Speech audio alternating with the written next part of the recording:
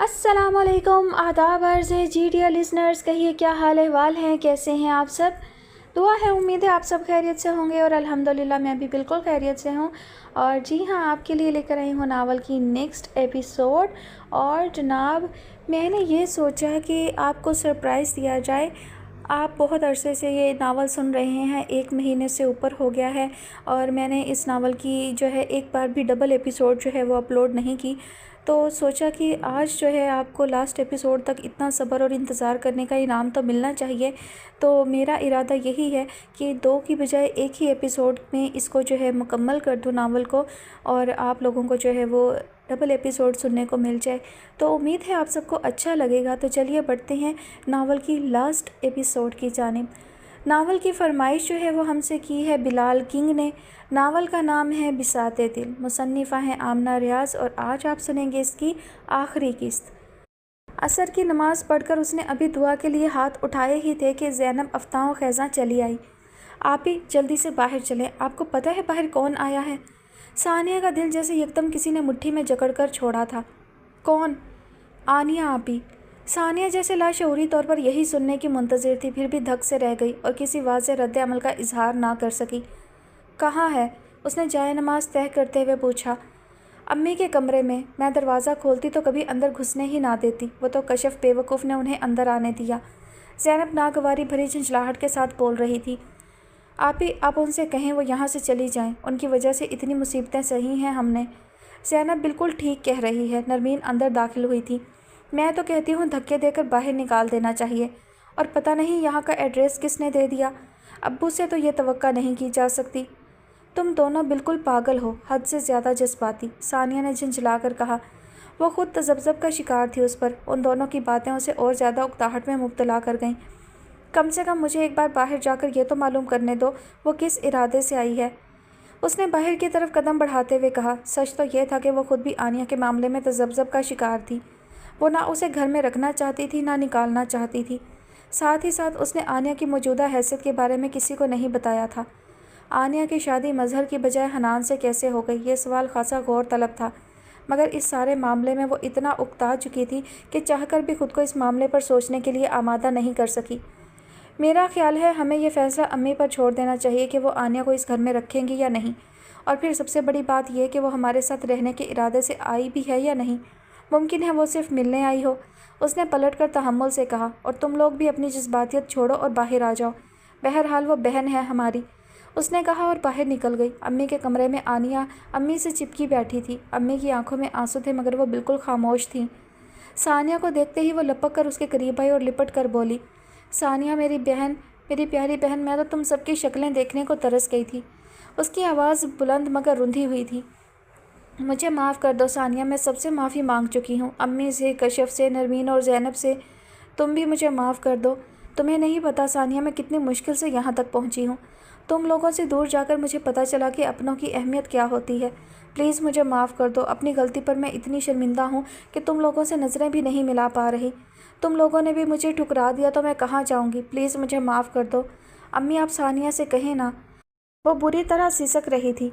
सानिया ने अपने दिल पर जमी हुई बदगुमानी की हल्की सी बर्फ़ को एक आन में पिघलते महसूस किया था। उसने ज़ोर से आनिया को खुद से लिपटाया। जब अम्मी ही उसे माफ़ कर रही थी तो वो अपने दिल में कदूरत पाल कर रखने वाली कौन होती थी। हनान के मामले पर बात उसने फिर किसी वक्त के लिए उठा रखी और अपनी फितरत के हाथों मजबूर होती बड़ी मोहब्बत से उसके आंसू साफ़ करने लगी। तुम रो मत, शर्मिंदा हो, बस इतना ही काफ़ी है। यहाँ बैठो। उसने आनिया को अम्मी के करीब बिठा दिया। तुम अम्मी से बातें करो, मैं चाय बना कर लाती हूँ। सिर्फ अम्मी से बातें क्यों करूँ? आनिया ने आंसू पोंछ कर चहकते हुए कहा। मैं तुम सबसे बातें करना चाहती हूँ। तुम यहाँ बैठो मेरे पास। मैं चाय नहीं पीऊँगी, खाना भी खाऊँगी। तुम्हारे हाथ की बनी हुई कच्चे गोश्त की बिरयानी। प्लीज़ सानिया, इसे मेरी फरमाइश समझ लो।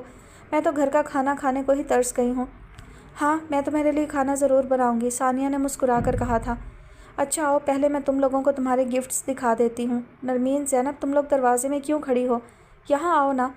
हमें आपके गिफ्ट्स नहीं चाहिए, नरमीन ने टुकड़ा तोड़ जवाब दिया। अल्लाह का दिया सब कुछ है हमारे पास, आप हम पर यह एहसान ना करें। इसमें एहसान की क्या बात है? आनिया खफीफ सी होकर बोली। ये तो मैं अपनी खुशी से तुम लोगों के लिए लाई हूँ। हमें आपकी खुशी?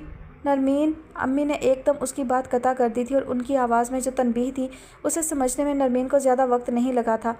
وہ دونوں خاموش ہو کر خود پر جبر کرتی وہاں بیٹھ گئیں۔ ان دونوں نے ہی آنیہ سے گفٹس لے لیے تھے، مگر اس کی کسی بات میں انہوں نے دلچسپی نہیں لی۔ وہ دونوں بیزاری سے بیٹھی رہی تھیں۔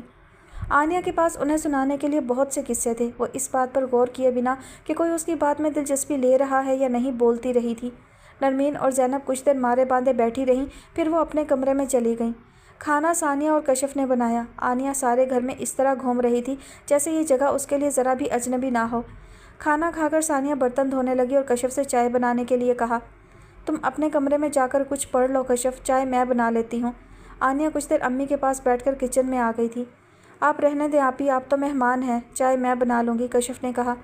اپنے گھر میں کون مہمان ہوتا ہے گڑیا؟ آنیہ کے شہد ٹپکاتے لہجے پر ثانیہ کو بے ساختہ کچھ یاد آیا تھا۔ وہ سر جھٹک کر تندہی سے برتن سمیٹتی رہی۔ آنیہ نے چائے کا پانی برنر پر رکھتے ہوئے کئی بار ثانیہ کو کن اکھیوں سے دیکھا۔ ثانیہ خاموشی سے اپنا کام کر رہی تھی، جبکہ آنیہ اصل موضوع تک آنے کے لیے کوئی سرا تلاش کر رہی تھی۔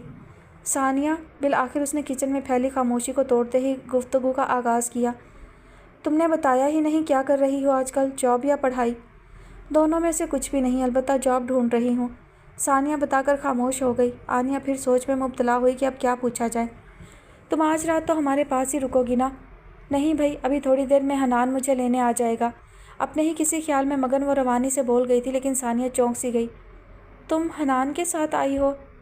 ہاں نہیں، وہ میرا مطلب ہے، وہ بری طرح سٹپٹا گئی۔ ثانیہ نے ایک بار پھر چپ کی بکل مار لی تھی۔ اس بار وہ بالکل لاتعلق سی بنی اپنے کام میں مگن دکھائی دے رہی تھی۔ آنیہ نے اپنی تمام تر ہمتیں جمع کر کے بولنا شروع کیا، میں مانتی ہوں ثانیہ، مجھ سے غلطی ہوئی تھی، مجھ کو اس طرح گھر سے نہیں نکلنا چاہیے تھا، لیکن میری کچھ مجبوریاں تھیں۔ تم جانتی ہو میں نے کبھی کوئی غلط کام نہیں کیا، مگر اس وقت مجھے وہی ٹھیک لگا تھا۔ اس نے چپکے سے ثانیہ کی طرف دیکھا تاکہ اپنی تمہید کا رد عمل جان سکے۔ مگر شاید کہیں نہ کہیں میں نے فیصلہ کرنے میں غلطی کر دی۔ تم اندازہ نہیں لگا سکتی ثانیہ، میں نے اس عرصے میں کتنی مشکلات جھیلی ہیں، کس کس طرح کے ظلم اپنی ذات پر سہے ہیں، اور اب جب ان مشکلات کے ختم ہونے کا وقت آیا ہے تو حنان کے باپ نے… آنیہ، ثانیہ نے یکدم اس کی بات قطع کی۔ بہتر ہوگا اس لمبی چوڑی تمہید کو چھوڑ کر تم اصل موضوع کی طرف آ جاؤ۔ وہ حد درجہ سنجیدہ دکھائی دے رہی تھی۔ آنیہ نے چند سانس گہرے بھرتے ہوئے اپنا ڈگمگاتا حوصلہ جمع کیا اور حتمی انداز میں بولی، میں تم سے مدد مانگنے آئی ہوں۔ کیسی مدد؟ ثانیہ نے یکدم اس کی بات قطع کی۔ یہ تو تم جانتی ہو، جہانگیر لاشاری نے حنان کو بے دخل کر دیا ہے، اور اس کے سگے باپ کا جو ترکہ اسے ملا ہے وہ بس اتنا ہی ہے کہ اگلا سال ہی سکون سے گزارا جا سکتا ہے۔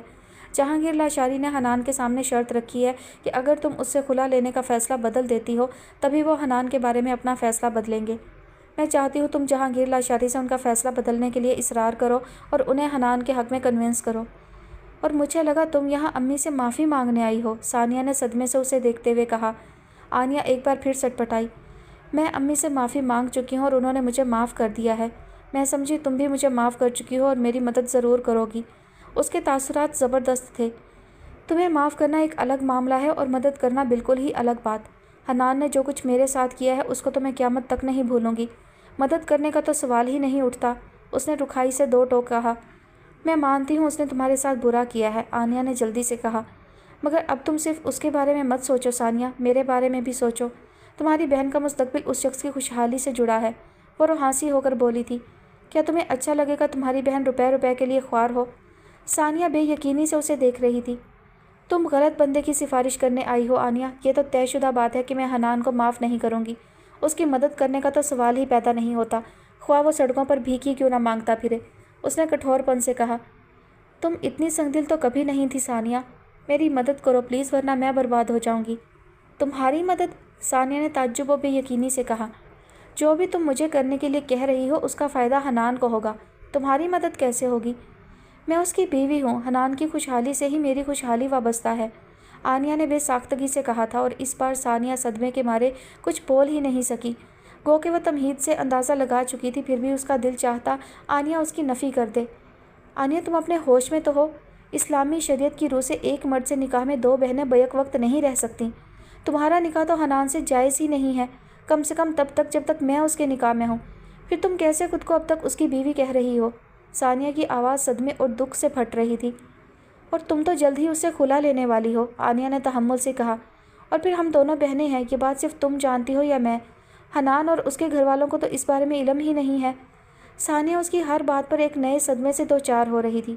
اس کی بہن اخلاقی اعتبار سے اس حد تک گر چکی ہوگی اس کے تو وہم و گمان میں بھی نہیں تھا۔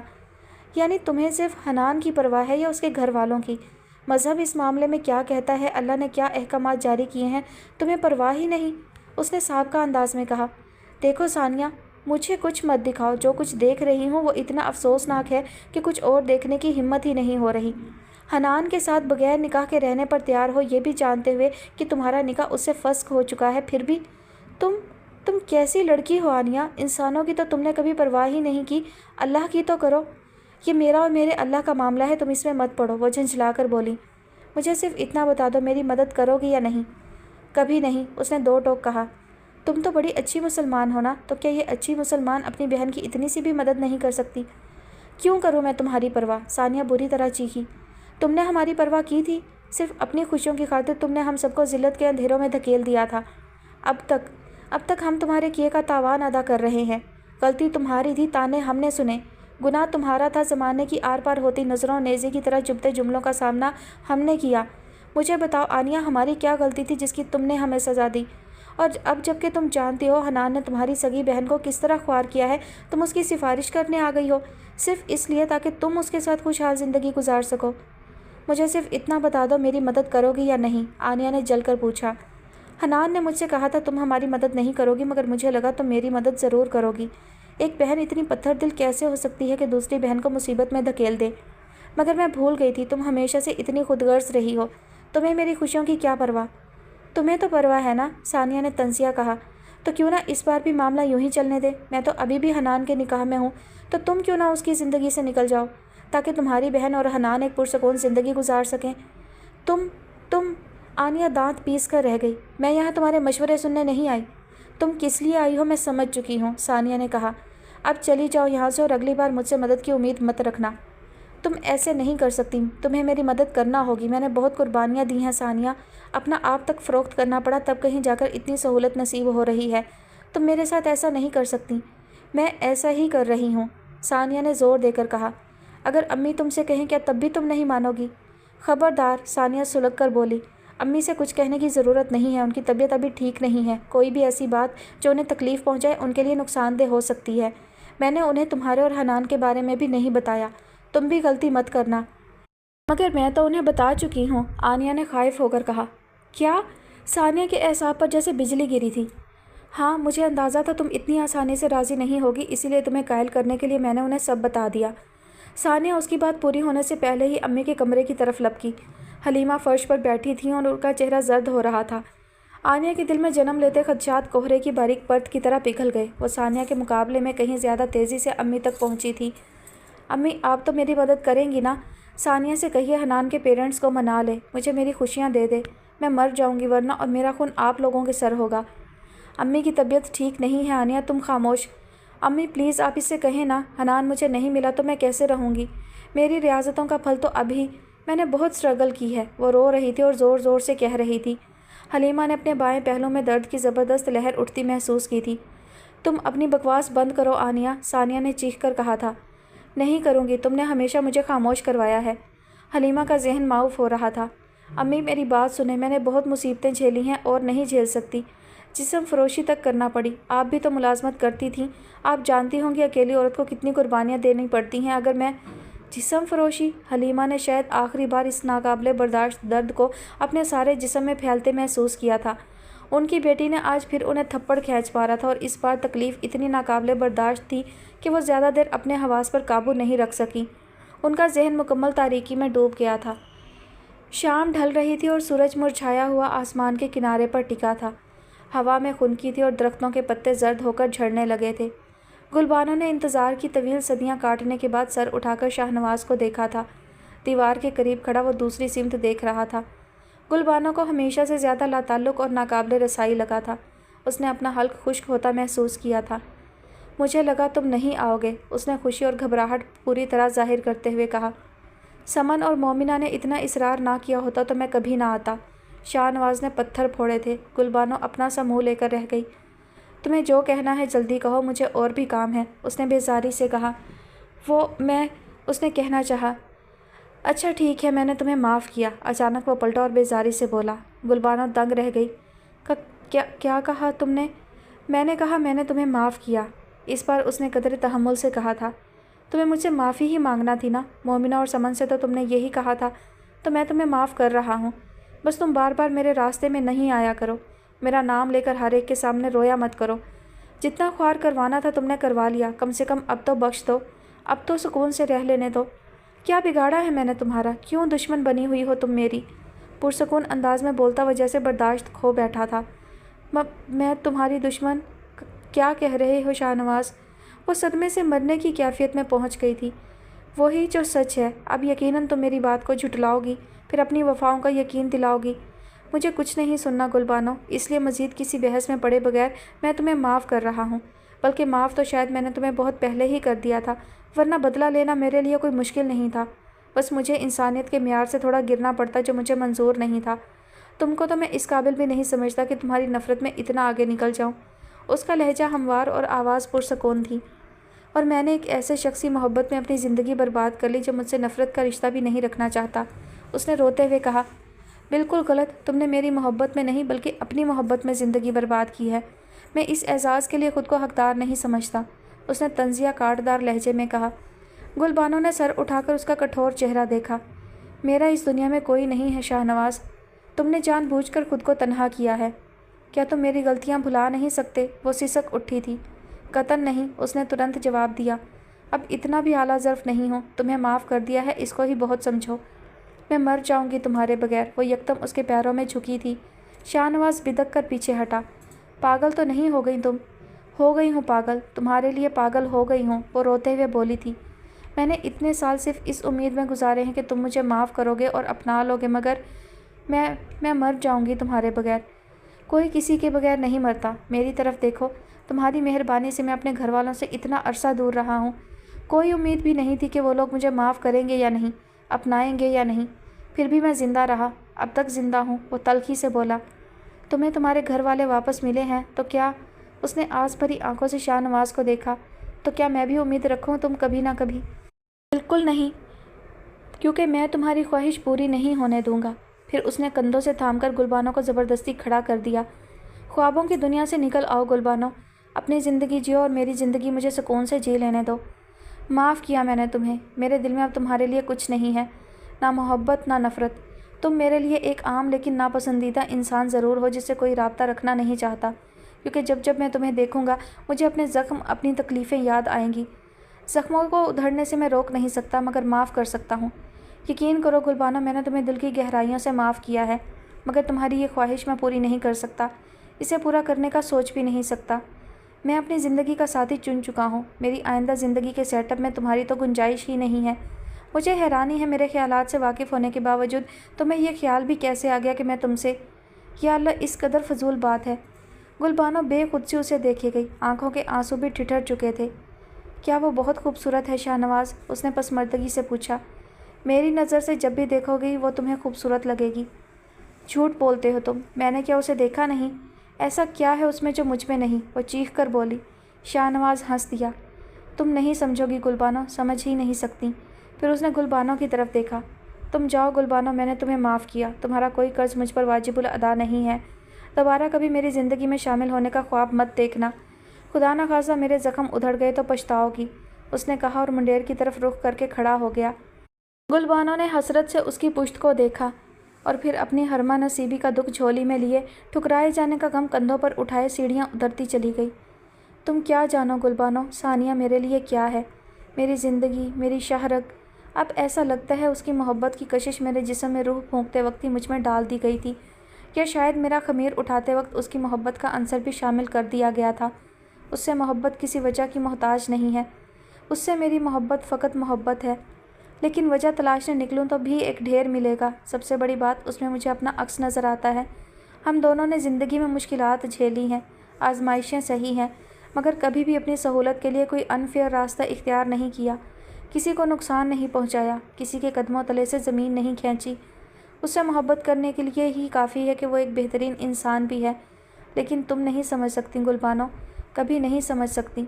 وہ مسکراتا ہوا ڈوبتے سورج کو دیکھ کر سوچ رہا تھا۔ اس کے کچھ روز بعد گلبانو نے غازی سے نکاح کر لیا اور چند روز بعد گاؤں چھوڑ کر چلی گئی۔ کچھ روز لوگوں نے اس کے متعلق جستجو کی، پھر اپنی زندگیوں میں مصروف ہو گئے۔ गुलबानो कहाँ गई फिर किसी को पता नहीं चल सका। यूँ भी यहाँ कौन था जो उसकी तलाश में मारा मारा फिरता। आनिया ने दोबारा उस घर में उस वक्त कदम रखा जब हलीमा के इंतकाल को 3 रोज़ गुजर चुके थे। ख़त्म शरीफ के सिलसिले में बिछाई गई चांदनियाँ उठाई जा चुकी थीं। ताज़ियत के लिए आए हुए सब लोग अब तक वापस जा चुके होंगे। यहाँ आकर एहसास हुआ बेशक चांदनियाँ उठा दी गई थीं और सब मेहमान भी रुखसत हो चुके थे, मगर दरो दीवार से उसी तरह सोग लिपटा हुआ था। सानिया उसे देखते ही सरद से उसके पास आई थी। क्यों आई हो तुम यहाँ? उसकी आंखों में आंसू और चेहरे पर सख्ती थी। सानिया मैं आनिया ने कहना चाहा, खुद उसकी अपनी आंखें भी नम थीं। तुम फ़ौरन हमारे घर से निकल जाओ, सानिया ने उसकी बात काट कर कहा। सानिया सुन, मैं तुम्हें 1 मिनट के लिए भी यहाँ बर्दाश्त नहीं कर सकती। तुम इसी वक्त यहाँ से चली जाओ। वो जैसे खुद पर बहुत ज़ब्त कर रही थी। दिल तो चाह रहा था उसे धक्के मार कर निकाल दे। सानिया अल्लाह के लिए मेरी बात सुनो, वो चीख कर बोली, फिर फूट फूट कर रो दी। क्यों सुनो मैं तुम्हारी बात? वो उससे ज़्यादा ज़ोर से चीखी थी। तुमने हमसे सब कुछ छीन लिया आनिया, सब कुछ। हमारी माँ तुम्हारी वजह से चली गई, तुम्हारी गंदी बातों की वजह से। तुम यहाँ से जाओ आनिया, मैं तुम्हारी शक्ल भी देखना नहीं चाहती। वो रोती जा रही थी और कहती जा रही थी। फिर उसने आनिया को धक्का देकर बाहर निकालने की कोशिश की थी। आनिया के आंसुओं में शिद्दत आ गई थी। मुझे समझने की कोशिश करो सानिया, वो मेरी भी माँ थी। उसने रोते हुए मदद तलब नज़रों से अपनी बाकी बहनों को देखा, जो रो ज़रूर रही थी, मगर उनमें से कोई भी उसकी मदद के लिए आगे नहीं बढ़ी थी। उनकी मौत का जितना दुख तुम्हें है उतना ही मुझे भी है। तुम सब लोगों ने एक दूसरे के गले से लगकर अपना गम रो लिया। मुझे बताओ, मैं रोने के लिए किसका कंधा तलाश करूं? तुम्हें हमारी क्या ज़रूरत है? उसने तड़क कर कहा। तुम अपना गम रोने उसके पास जाओ जिसके लिए हम सबको छोड़कर चली गई थी, जिसके लिए तुमने हमें जिल्लत में धकेला, जिसके लिए हमारे मुंह पर कालक मल दी। सानिया मुझे समझने की कोशिश करो। वो सिसक उठी थी। नहीं समझना मुझे, अब तक समझने की कोशिश ही तो कर रही थी, वो मातमी अंदाज में बोली थी। जब छोटी थी तब भी अपनी जुड़वा बहन को समझने की कोशिश करती रही।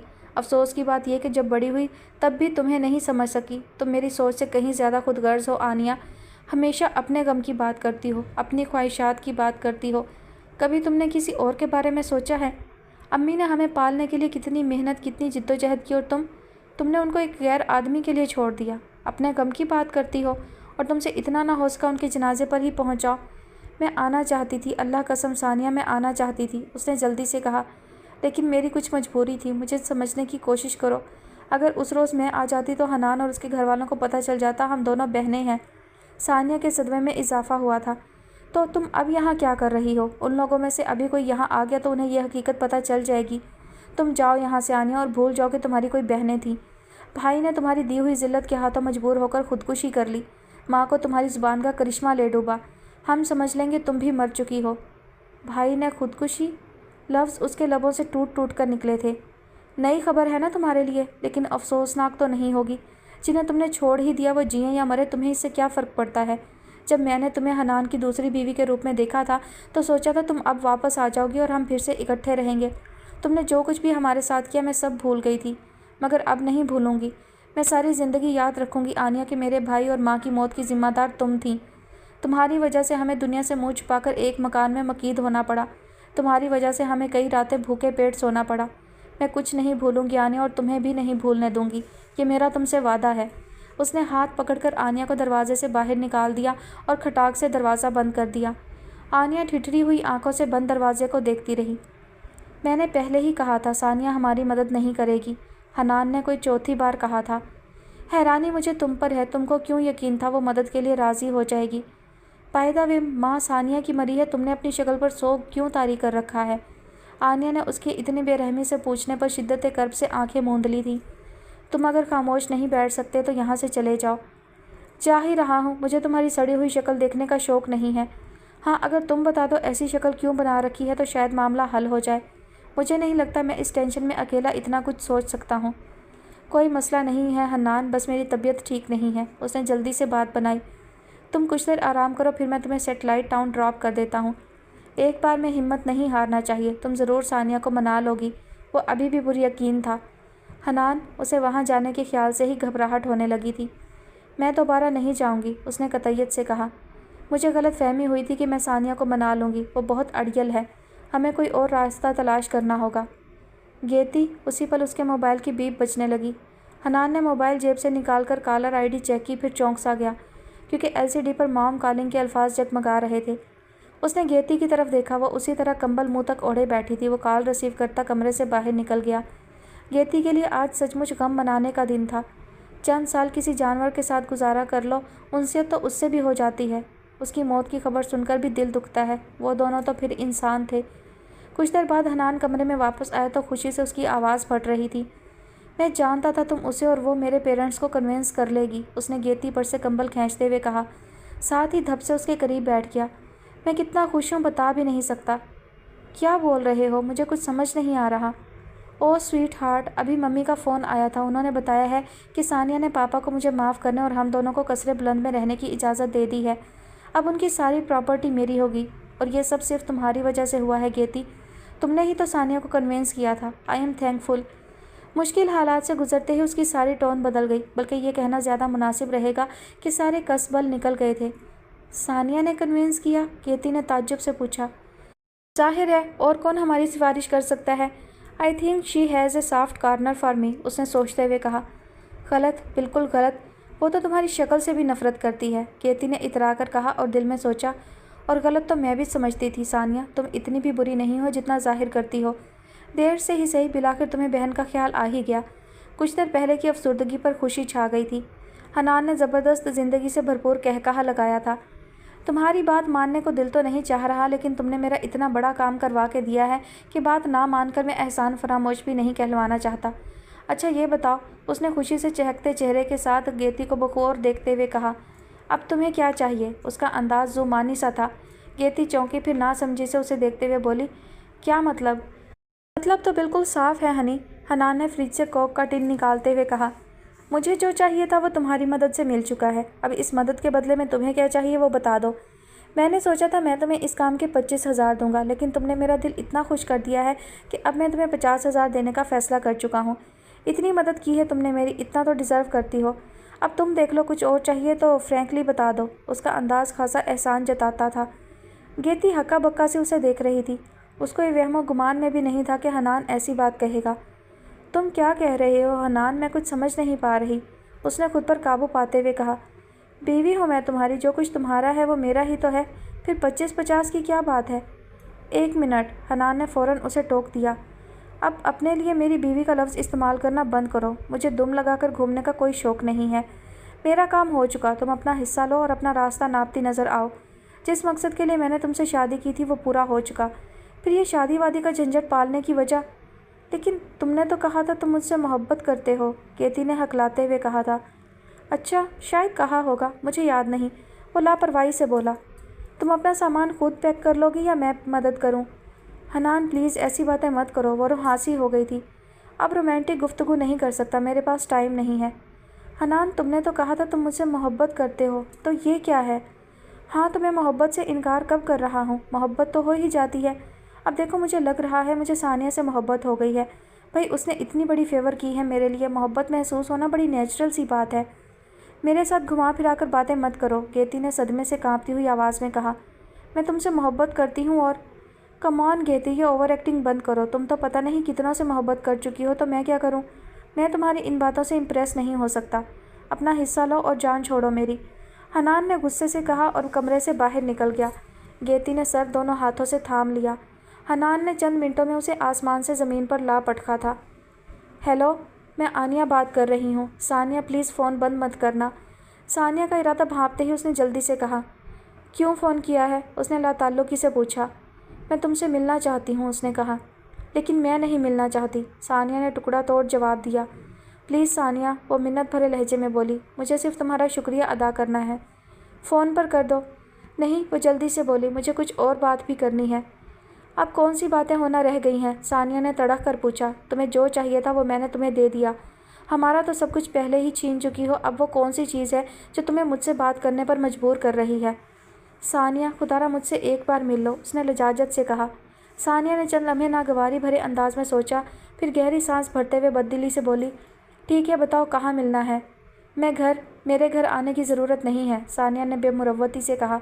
आनिया को ठेस पहुंची, मगर कहीं बाहर भी नहीं मिल सकते, किसी ने देख लिया तो खामखा की मुसीबत। उसका अंदाज़ खुद कलामी का सा था। मैं तुम्हें अपने फ्लैट का एड्रेस बताती हूँ, तुम वहाँ आ जाओ। सानिया ने एड्रेस नोट करके कहा। मैं 4 बजे पहुँच जाऊँगी। نہیں 4 بجے نہیں، آنیا نے جلدی سے کہا۔ اس وقت حنان گھر پر ہوتا ہے، 2 بجے اسے کسی سے ملنے جانا ہے، کچھ بتا تو رہا تھا۔ تم 2 بجے آ سکتی ہو؟ ہاں میں آ جاؤں گی۔ اس نے کھٹاک سے فون بند کر دیا تھا۔ آنیا رسیور کو دیکھ کر رہ گئی۔ جس وقت ثانیہ گھر سے نکل رہی تھی شاہ نواز اسی وقت وہاں پہنچا تھا۔ کیسے مزاج ہیں؟ اس کا موڈ خوشگوار تھا۔ کچھ مثبت اثرات ثانیہ کو دیکھ کر مرتب ہوئے تھے۔ آخری بار اسے حلیمہ آنٹی کے انتقال کے دوسرے روز دیکھا تھا اور مقابلتاً آج وہ جذباتی لحاظ سے کئی گنا بہتر لگ رہی تھی۔ بہت اچھے، وہ مسکرائی۔ آپ کیسے ہیں اور گاؤں سے کب آئے؟ شادی تو اچھی طرح سے ہو گئی نا؟ اس نے ایک سانس میں 3 سوال نپٹا لیے۔ گاؤں سے کل شام آیا تھا اور شکر الحمدللہ شادی بہت سہولت سے ہو گئی، بلکہ سمن تو سارا وقت تمہیں مس کرتی رہی، کہہ رہی تھی جلد ہی آئے گی تم سے ملنے۔ آپ اسے ضرور گھر لے کر آئیے گا، مجھے تو خود اس سے ملنے کا بہت شوق ہے۔ پھر اس نے بند دروازے کی طرف دیکھا اور قدرے شرمندگی سے بولی، سوری سر میں آپ کو اندر نہیں بلا سکتی۔ ایک تو یہ کہ گھر پر کوئی موجود بھی نہیں ہے، سب لوگ شفق کی طرف گئی ہوئی ہیں، اور دوسرے میں خود بھی گلبرگ جا رہی ہوں آنیا سے ملنے۔ اوہ، وہ خفیف سا ہو کر بولا، مجھے پوچھ کر آنا چاہیے تھا، دراصل کچھ ضروری بات کرنا تھی، تھوڑی سی کنفیوژن تھی بس اسی چکر میں۔ بات تو مجھے بھی آپ سے کرنا تھی، ثانیہ نے کہا۔ تبھی شاہ نواز کو کچھ خیال آیا، کیوں نہ میں تمہیں گلبرگ ڈراپ کر دوں، راستے میں بات بھی ہو جائے گی۔ ثانیہ نے چند لمحوں کے لیے سوچا، پھر اسبات میں سر ہلا کر اس کے ساتھ چلنے لگی۔ یہ 4تھی مرتبہ ہے نا؟ ثانیہ نے کار میں بیٹھتے ہوئے خوشگواریت سے کہا۔ آپ مجھے میری منزل تک پہنچانے جا رہے ہیں، میں یہ احسان یاد رکھوں گی۔ اس میں احسان کی کیا بات ہے؟ شاہ نواز نے مصنوعی تعجب سے پوچھا۔ یہ ذمہ داری تو مجھے ساری زندگی نبھانی ہے، تو کیوں نہ ابھی سے پریکٹس کر لوں۔ اس نے گردن موڑ کر ثانیہ کو دیکھا، وہ اب خاموشی سے کھڑکی سے باہر دیکھ رہی تھی، مگر عجیب سی کشمکش کا شکار دکھائی دیتی تھی۔ خیریت؟ شاہ نواز نے پوچھا۔ ثانیہ نے گردن موڑ کر اسے دیکھا۔ آپ کچھ بات کرنا چاہتے تھے؟ ہاں، لیکن میں چاہتا ہوں پہلے تم کہو۔ نہیں پہلے آپ، وہ جلدی سے بولی۔ شاہ نواز ہنس دیا۔ ٹھیک ہے، پہلے میں ہی کہتا ہوں۔ اس نے کار کی رفتار کم کرتے ہوئے ایک چھوٹی سی مخملی ڈبیا نکالی اور اسے ثانیہ کی طرف بڑھا دیا۔ چند لمحے خاموشی سے گزر گئے۔ اب پلیز یہ مت پوچھنا یہ کیا ہے، اس نے کھنکتے ہوئے لہجے میں کہا تھا۔ یہ ایک رنگ ہے اور میں تمہیں پرپوز کر رہا ہوں۔ شاہ نواز کی اتنا کہنے کی دیر تھی، ثانیہ کی آنکھوں سے ٹپ ٹپ آنسو بہنے لگے اور شاہ نواز کے ہاتھ پیر پھول گئے۔ تم رو مت، مجھے پتا ہے یہ بڑا اولڈ سٹائل ہے، مگر یہ آئیڈیا حدید کا تھا۔ میں نے تو سوچا تھا اماں جی کو رنگ دے کر بھجواؤں گا، آگے کے معاملات وہ خود ہی نپٹا لیں گی، مگر آئی ایم سوری ثانیہ، میں اتنا ان رومانٹک انسان ہوں کہ تمہیں ڈھنگ سے پرپوز بھی نہیں کر سکا۔ تھک ہار کر اس نے لاچاری سے کہا۔ میں ایسا ہی ہوں ثانیہ، حالانکہ اس وقت کے لیے میں نے بہت پریکٹس کی تھی، پورے 2 گھنٹے آئینے کے سامنے کھڑے ہو کر حدید کے بتائے ہوئے ڈائیلاگز دہرائے تھے، مگر یہاں آ کر ہر بات بھول گئی۔ وہ مایوسی سے بول رہا تھا۔ ثانیہ کو روتے ہوئے ہنسی آ گئی۔ آپ سے کس نے کہا میں اس وجہ سے رو رہی ہوں؟ ہیں؟ پھر؟ وہ حیران ہوا۔ میں سمجھ گیا، تمہیں شاید یہ بات کرنے کے لیے وقت مناسب نہیں لگ رہا۔ مجھے پتا ہے ثانیہ، تمہاری امی کے انتقال کے کچھ روز بعد شادی کی بات کرنا خاصا غیر مناسب ہے، لیکن اگر مجھے تمہیں اپنے خلوص، اپنے ساتھ کا یقین دلانا تھا تو یہی وقت سب سے مناسب تھا۔ تم خود کو تنہا محسوس نہ کرو، میں نے اسی لیے یہ کوشش کی۔ مجھے آپ کے خلوص پر شک نہیں ہے، اس نے آنسو پونچھتے ہوئے کہا۔ محبت پر شک ہے؟ شاہ نواز نے جلدی سے پوچھا۔ ثانیہ نے جھکا ہوا سر نفی میں ہلا دیا۔ مجھے آپ کے خلوص پر شک ہے اور نہ محبت پر، لیکن مجھے اپنی بہت بڑی خود غرضی لگ رہی ہے کہ آپ میرے لیے 5 یا 6 سال انتظار کریں۔ امی ہوتیں تو اور بات تھی، لیکن ان کی غیر موجودگی میں مجھے بڑی بہن کی طرح نہیں بلکہ ماں کی طرح اپنی بہنوں کی ذمہ داریوں کو نبھانا ہوگا، اور یہ ذمہ داریاں نبھانے میں مجھے 5 سال لگتے ہیں یا 10 سال، میں نہیں جانتی۔ میں آپ سے یہی کہنا چاہتی تھی کہ آپ میرا انتظار نہ کریں، کوئی اور اچھی لڑکی، آپ شادی۔ حلق میں پھنستے آنسوں نے اسے بات مکمل نہیں کرنے دی تھی۔ آپ کی بات مکمل ہو گئی؟ کیا اب میں کچھ کہہ سکتا ہوں؟ چند منٹ بعد شاہ نواز نے سنجیدگی سے پوچھا۔ مجھے چاند ستاروں والی یا چاند کے اس پار لے کر جانے والی ٹائپ فلمی باتیں کرنا نہیں آتی۔ ممکن ہے ایسی باتوں سے معافی ضمیر میں وزن پیدا ہو جاتا ہو، مگر میں اس معاملے میں بالکل بے بس ہوں۔ یوں بھی میں بلند و بانگ دعوے سے زیادہ کچھ کر دکھانے پر یقین رکھتا ہوں۔ میں تم سے محبت کرتا ہوں تو میرے لیے یہ بات سب سے اہم ہے کہ تمہاری ذمہ داریوں میں تمہارا ہاتھ بٹاؤں، اس دنیا میں تنہا ہونے کا احساس نہ ہونے دوں۔ اس وقت میں نے شادی کی بات اس لیے کی تھی کیونکہ مجھے لگا جتنی ضرورت تمہیں ابھی میری ہو سکتی ہے، شاید زندگی میں دوبارہ کبھی اتنی نہیں ہوگی۔ ایسی محبت کس کام کی جو مشکل وقت میں ہی تنہا چھوڑ دے؟ میرا تم سے وعدہ ہے، تمہاری بہنوں کی ذمہ داری میں انہیں اپنی بہن سمجھ کر اٹھاؤں گا۔ میں انہیں ساری زندگی سگے بھائیوں کی طرح اپنائیت کا احساس دوں گا۔ تمہارا ہر مسئلہ میرا ہوگا، تمہارا ہر غم میرا ہوگا۔ صرف یہی نہیں، میں ہر اس شخص، ہر اس معاملے کو اہمیت دوں گا جو تم سے وابستہ ہوگا، صرف اس لیے کیونکہ وہ تمہارے لیے اہم ہوگا، اور جو تمہارے لیے اہم ہوگا وہ میرے لیے غیر اہم ہو ہی نہیں سکتا۔ مجھے آج تک کسی بات کا یقین دلانے کے لیے اتنا بولنا نہیں پڑا، حتیٰ کہ جب ہم آفس میں کوئی ڈیل کرتے ہیں تب بھی میرے 1 یا 2 جملے سن کر کلائنٹ کنونس ہو جاتے ہیں۔ آج تک میں سمجھتا تھا میں شکل سے بہت سچا لگتا ہوں، مگر ابھی پتہ چلا یہ محض میرا وہم تھا، یا شاید تمہیں یقین دلانے کے لیے میں عورتوں کی طرح قسمیں نہیں کھا سکتا۔ ہاں یہ ضرور ہے، اگر تم مجھ پر بھروسہ کرتی ہو تو میں تمہارے بھروسے کو کبھی نہیں توڑوں گا۔ یہ طے ہے کہ شادی مجھے تم سے ہی کرنی ہے، 5 یا 10 سال انتظار کرنا پڑے گا تب بھی کروں گا۔ کئی سال سچی خوشیوں کے بغیر گزارے ہیں، زندگی کے باقی سال جوک لے کر نہیں گزارنا چاہتا۔ اب تم خود ہی بتا دو، اماں جی کو تمہارے گھر ابھی بھجوا دوں یا 5 سال بعد؟ وہ اسٹیئرنگ پر ہاتھ جمائے نظریں ونڈ اسکرین پر باہر مرکوز کیے نروٹھے پن سے بول کر چپ ہو گیا تھا۔ رنگ آپ پہنائیں گے یا اماں جی؟ ثانیہ نے اچانک پوچھا تھا۔ شاہ نواز خفیف سا چونک گیا۔ اگر آپ پہنانا چاہتے ہیں تو ابھی پہنا دیں، ممکن ہے رسم والے روز اشفاق چچا آپ کو گھر میں آنے کی اجازت نہ دیں۔ اس نے ڈیش بورڈ سے اٹھا کر وہ چھوٹی سی ڈبیا شاہ نواز کی طرف بڑھا دی تھی۔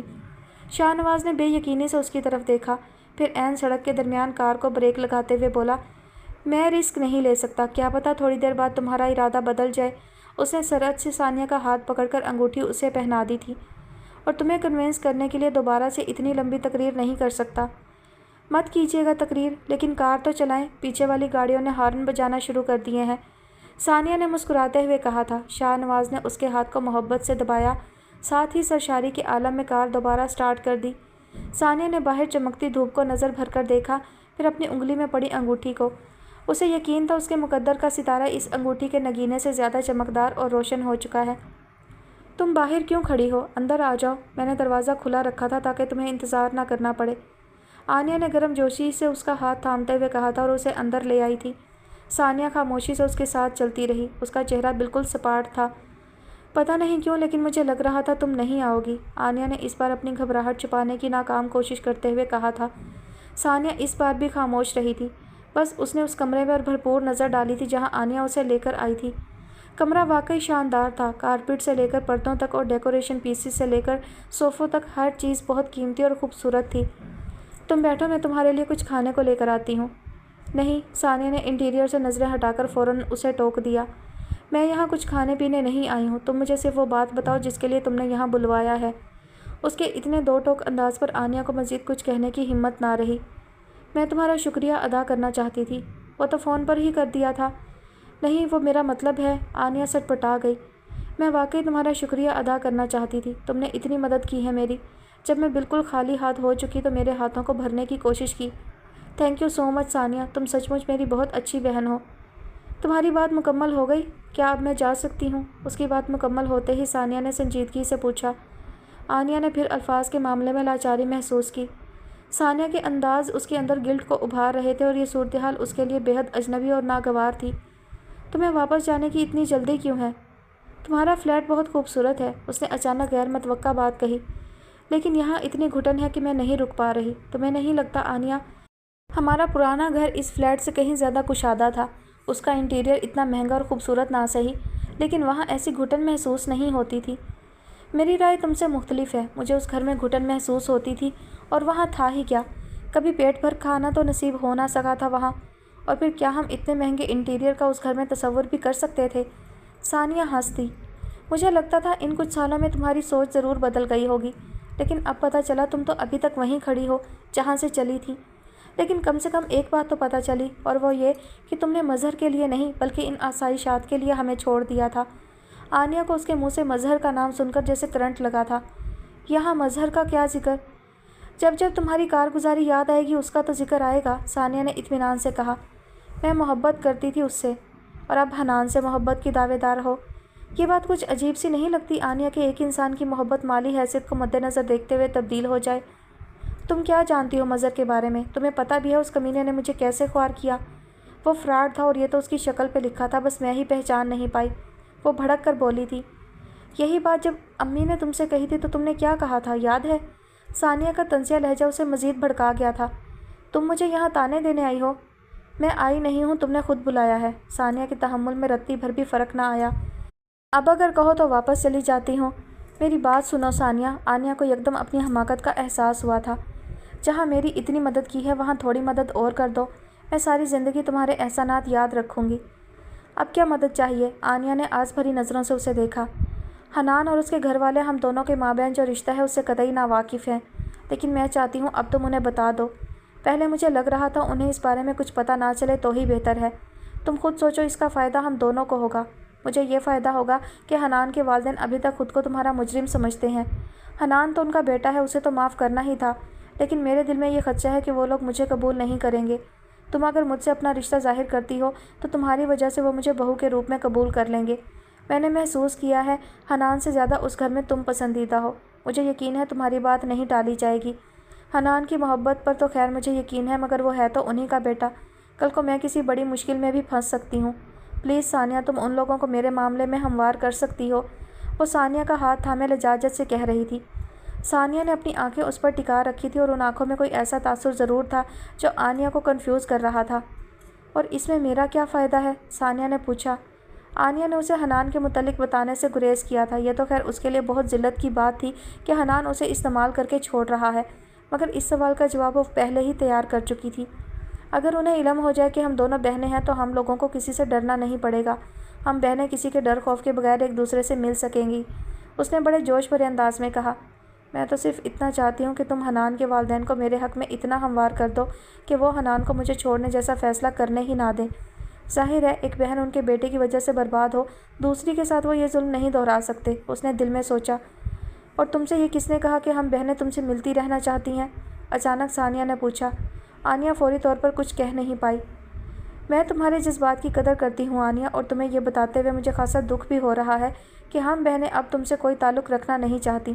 تم خود سوچو آنیہ، میں اور میری بہنیں ایسی لڑکی سے کیسے کوئی تعلق رکھنا پسند کر سکتی ہیں جس کے کردار پر اتنے داغ ہیں، جس نے ایک آوارہ شخص کے لیے اپنا گھر چھوڑا تھا اور جو جسم فروشی جیسے کبھی فعل کی مرتکب رہی ہے۔ تم ہم سے ملتی رہنا چاہتی ہو، مگر میں تو کسی کے سامنے تم سے اپنا تعلق بتاتے ہوئے بھی شرمندہ ہوتی ہوں۔ یقین کرو جب میں شمسا آنٹی کو یہ بتا رہی تھی کہ تم میری بہن ہو اور میں اپنی بہن کی خوشیوں کی خاطر حنان سے خلا لے رہی ہوں تو مجھے کتنی شرمندگی ہو رہی تھی۔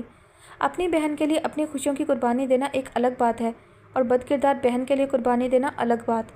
آنیہ کی شکل دیکھنے سے تعلق رکھتی تھی، ایک رنگ آ رہا تھا ایک جا رہا تھا۔ اس کا مطلب تم انہیں بتا چکی ہو؟ ہاں ظاہر ہے انہیں کنونس کرنے کے لیے مجھے کچھ تو کہنا تھا، ثانیہ نے معصومیت سے کہا۔ اچھی بات یہ ہے کہ تمہاری حسب منشا تمہاری عظمت کے قصے میں پہلے ہی انہیں سنا چکی ہوں۔ میں نے ان سے کہا میری جڑواں بہن نے آج تک بہت قربانیاں دی ہیں۔ سب سے پہلے اپنی خوشیوں کی خاطر اس نے گھر چھوڑا، پھر مشکلات اٹھائیں اور زمانے کی ٹھوکریں کھاتی وہ یہاں تک پہنچی ہے۔ اب اگر میں خود غرض بنتے ہوئے حنان سے خلا نہیں لیتی تو میری بہن برباد ہو جائے گی اور اسے پھر سے زمانے کی ٹھوکریں کھانا پڑیں گی، اور میرا ضمیر مجھے اس خود غرضی کی اجازت نہیں دیتا۔ مجھے اپنی بہن کی خوشیاں بہت عزیز ہیں، اس لیے صرف اپنی بہن کی خاطر میں حنان کو چھوڑ رہی ہوں تاکہ میری بہن اس کے ساتھ خوش رہ سکے۔ اور تمہیں پتہ ہے میری باتیں سن کر شمسا آنٹی نے کیا کہا؟ انہوں نے کہا ثانیہ تم بہت گریٹ ہو، اپنی اس بہن کی خوشیوں کے لیے قربانی دے رہی ہو جس نے تمہارے حق پر ڈاکہ ڈالا۔ میں نے ان سے کہا آپ مجھے گریٹ نہ کہیں۔ گریٹ تو میری بہن ہے جس نے ہمیشہ اپنے بارے میں سوچا ہے، جس نے ہمیشہ اپنی خوشیوں کو ترجیح دی ہے۔ اپنی خواہش پوری کرنے کے لیے اگر کسی کو قدموں تلے روندنا پڑا تو اس نے وہ بھی کیا ہے۔ میں نے انہیں بتایا میری جڑواں بہن اتنی باحوصلہ ہے کہ اپنے بھائی کی موت کا سن کر بھی اس کے دل کو کچھ نہیں ہوا، حالانکہ ہمارے بھائی نے اس کی دی ہوئی رسوائی سے منہ چھپانے کے لیے موت کو گلے لگایا تھا۔ اب اگر میں اتنی عظیم، اتنی باحوصلہ بہن کے لیے تھوڑی سی قربانی نہیں دیتی تو ساری زندگی مجھے یہ خلش ستاتی رہے گی کہ میں نے اس کی خوشیوں پر اپنی خوشی کو ترجیح دی ہے۔ ٹانگ پر ٹانگ رکھ کر بیٹھی آنیہ کے رنگ بدلتے چہرے پر نظریں جمائے وہ مزے سے بول رہی تھی۔ آنیہ کا بس نہیں چل رہا تھا اس کا منہ ہی نوچ ڈالے۔ تم گھٹیا کمینی، موقع ملتے ہی ڈس لیا نا۔ میں پتہ نہیں کیوں بھول گئی کہ تم سے تو کبھی پہلے میری خوشیاں برداشت نہیں ہو سکیں تو اب کیا ہوں گی؟ بالکل ٹھیک، ثانیہ نے سراہنے والے انداز میں کہا۔ میں کل بھی گھٹیا تھی آج بھی ہوں، کل بھی بقول تمہارے کمینی تھی آج بھی ہوں، اور تم کل بھی گریٹ تھیں آج بھی گریٹ ہو۔ کل بھی تمہاری اپنی خوشیاں تمہارے لیے اتنی ہی اہم تھیں جتنی آج ہیں۔ کل بھی تم نے اپنی خوشیوں کے لیے خود سے وابستہ لوگوں کو چوٹ پہنچانے سے گریز نہیں کیا، تو آج کیسے کر سکتی ہو؟ سچ آنیہ تم اتنی عظیم ہو کہ مجھ جیسی لڑکی تو مر کر بھی اس معیار تک نہیں پہنچ سکتی۔ بکواس بکواس، وہ حلق کے بل چلائی۔ خود سے وابستہ لوگ، ہاں ایک ہی بات دہراتے تم تھکتی نہیں ہو؟ کیوں کروں میں کسی کی پرواہ؟ کبھی کسی نے میری پرواہ کی ہے؟ جبکہ امی نے بھی ہمیشہ تمہیں ہی اہم سمجھا، انہیں ہمیشہ تم میں خصوصیات نظر آتی تھی، میں تو کچھ تھی ہی نہیں۔ کس نے کی میری پرواہ؟ دور کیوں جاؤں؟ یہ اپنا کارنامہ ہی دیکھ لو، میری ہمدرد بنتی ہو، سب کچھ ان لوگوں کو بتا آئی ہو۔ اگر تم سچ مچ مجھے اپنا سمجھتی تو انہیں یہ بھی کہہ سکتی تھی کہ میں نے یہ سب کچھ تم لوگوں کو سہولیات پہنچانے کے لیے کیا تھا، مگر تم… مبارک ہو ثانیہ، زندگی بھر کے بدلے لے چکی تم۔ اب اپنی منحوس شکل لے کر دفع ہو جاؤ، میں ساری زندگی تمہاری شکل دیکھنا نہیں چاہتی۔ وہ غصے کے مارے پاگل ہوتی چلائی تھی۔ شکریہ، مجھے یہاں سے جانے کی اجازت دینے کا بے حد شکریہ، میں خود بھی تمہارے اس محل میں زیادہ دیر بیٹھنا نہیں چاہتی، ثانیہ نے اپنی جگہ سے کھڑے ہوتے ہوئے سابقہ انداز میں کہا۔ یہ محل اللہ تمہیں ہی مبارک کرے، مجھے یہاں رہنے کا شوق ہوتا تو میں حنان کے گھر والوں کو تمہارے اور اس کے حق میں قائل نہ کرتی۔ میں تو خود تمہاری یہ حسین شکل دیکھنا نہیں چاہتی۔ تمہاری وجہ سے میرا بھائی مجھ سے چھن گیا، میں نے پھر بھی کھلے دل سے تمہارا استقبال کیا، نتیجتاً تم نے میری ماں کو مجھ سے چھین لیا۔ اگلی بار کبھی خدا نہ خواستہ تم سے سامنا ہو گیا تو مجھے ہی خدشہ رہے گا کہ کہیں تم کسی اور کو نہ چھین لو۔ مجھے یاد ہے کبھی امی نے تم پر مجھے اہمیت دی ہو، لیکن اگر ایسا ہوا ہوگا تو یقیناً وہ جانتی ہوں گی میں تمہاری طرح خود غرض نہیں ہوں، تمہاری طرح صرف اپنے لیے نہیں سوچتی۔ تمہارے لیے تم سے وابستہ لوگ سب سے آخر میں آتے تھے، جبکہ میرے لیے ہمیشہ ان کا پہلا نمبر رہا۔ میں نے ہمیشہ خود سے پہلے ان کے لیے سوچا۔ وہ لوگ میری ذمہ داری نہیں تھے، مگر ان کی ذمہ داری کو ہمیشہ اپنی ذمہ داری کی طرح نبھایا۔ میں نے ہر بار اپنی خوشیوں کو ان کے لیے قربان کرنا مناسب سمجھا، جبکہ تم نے ہر بار اپنی خوشیوں کے لیے ان کو قربان کر ڈالا۔ بس اتنا ہی فرق ہے ہم دونوں میں آنیہ۔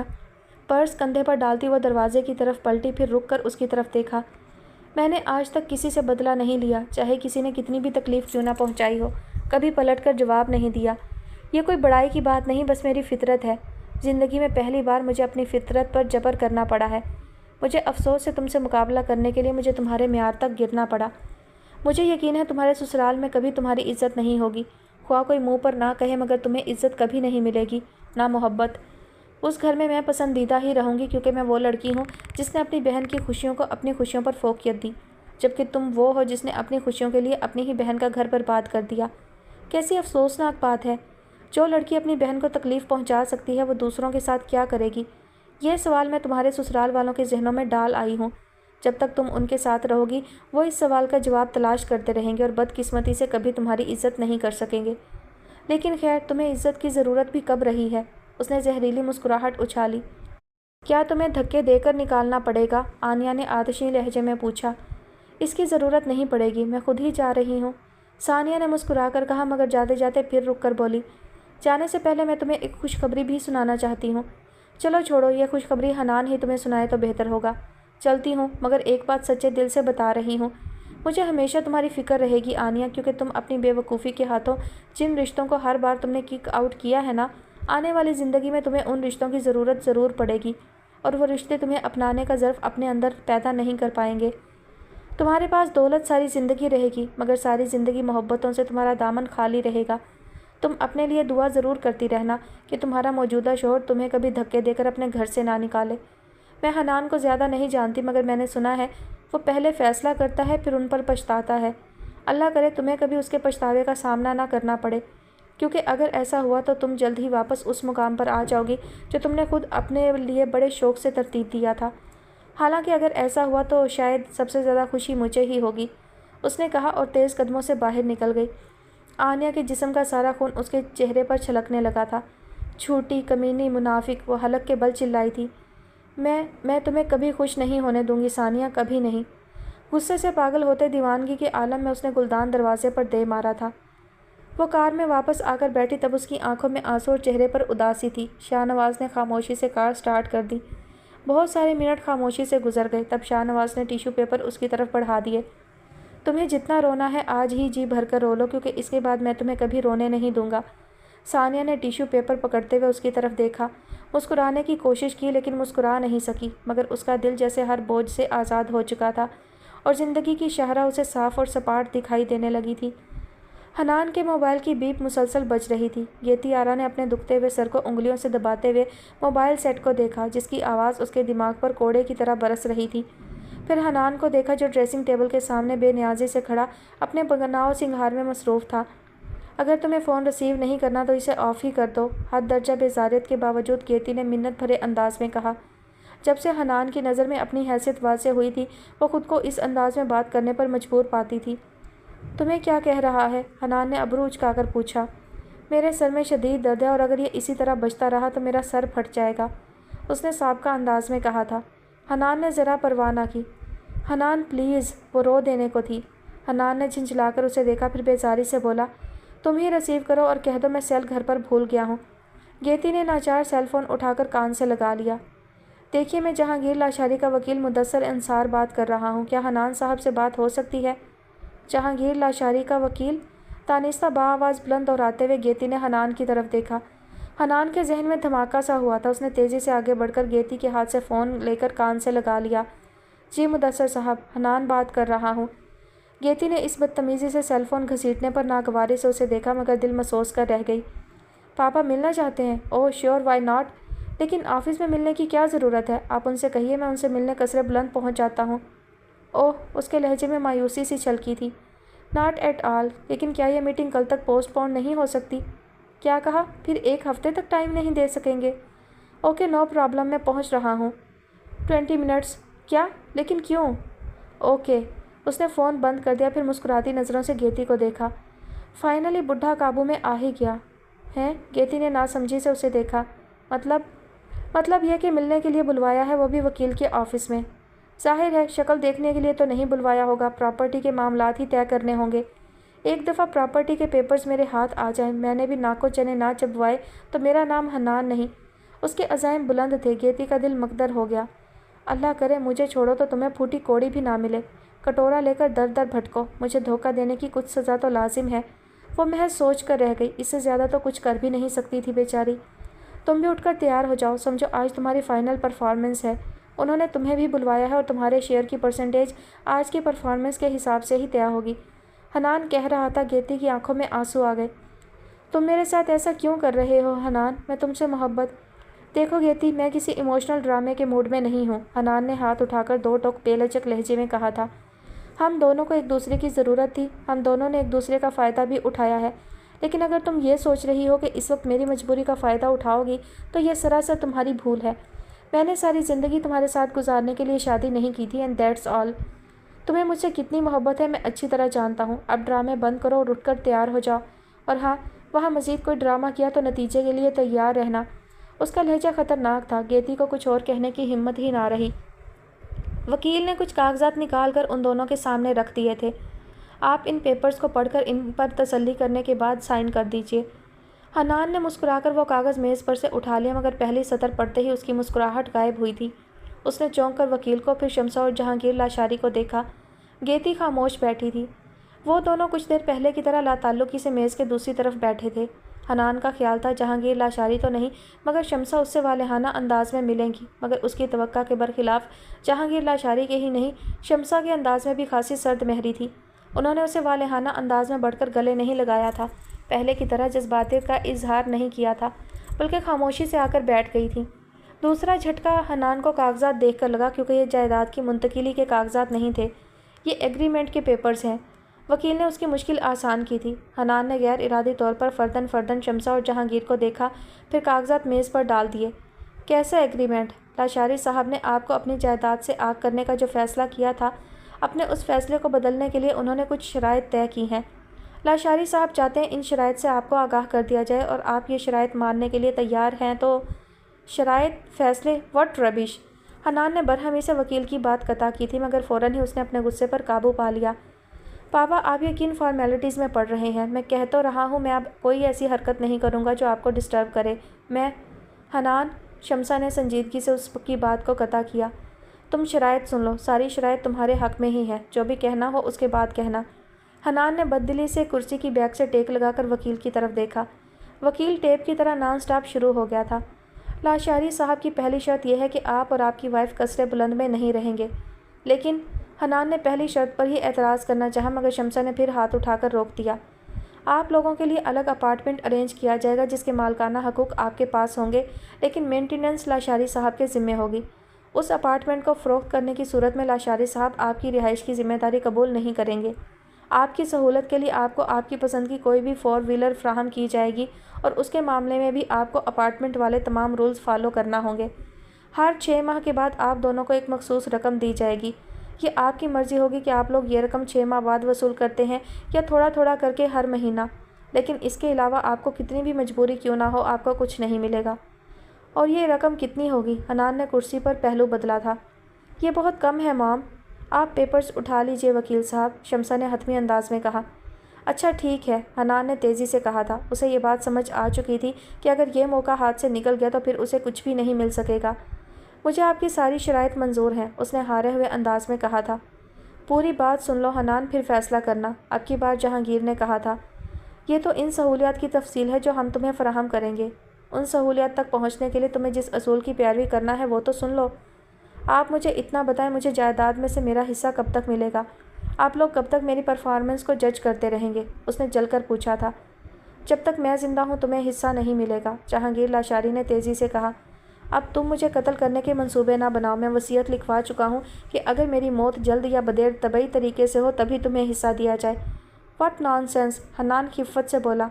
میں آپ کو قتل کیوں کرواؤں گا؟ دیر سے ہی صحیح، لیکن اتنا تو تمہیں سمجھ ہی چکا ہوں بچے، جہانگیر لاشاری نے کہا تھا۔ وکیل صاحب، آپ اسے اس آخری بلکہ واحد شرط کے بارے میں بتا دیجئے جو اسے شاک دینے والی ہے۔ لاشاری صاحب کی طرف سے یہ تمام سہولیات آپ کو صرف اس صورت میں ملیں گی جب آپ دونوں ایک ساتھ رہیں۔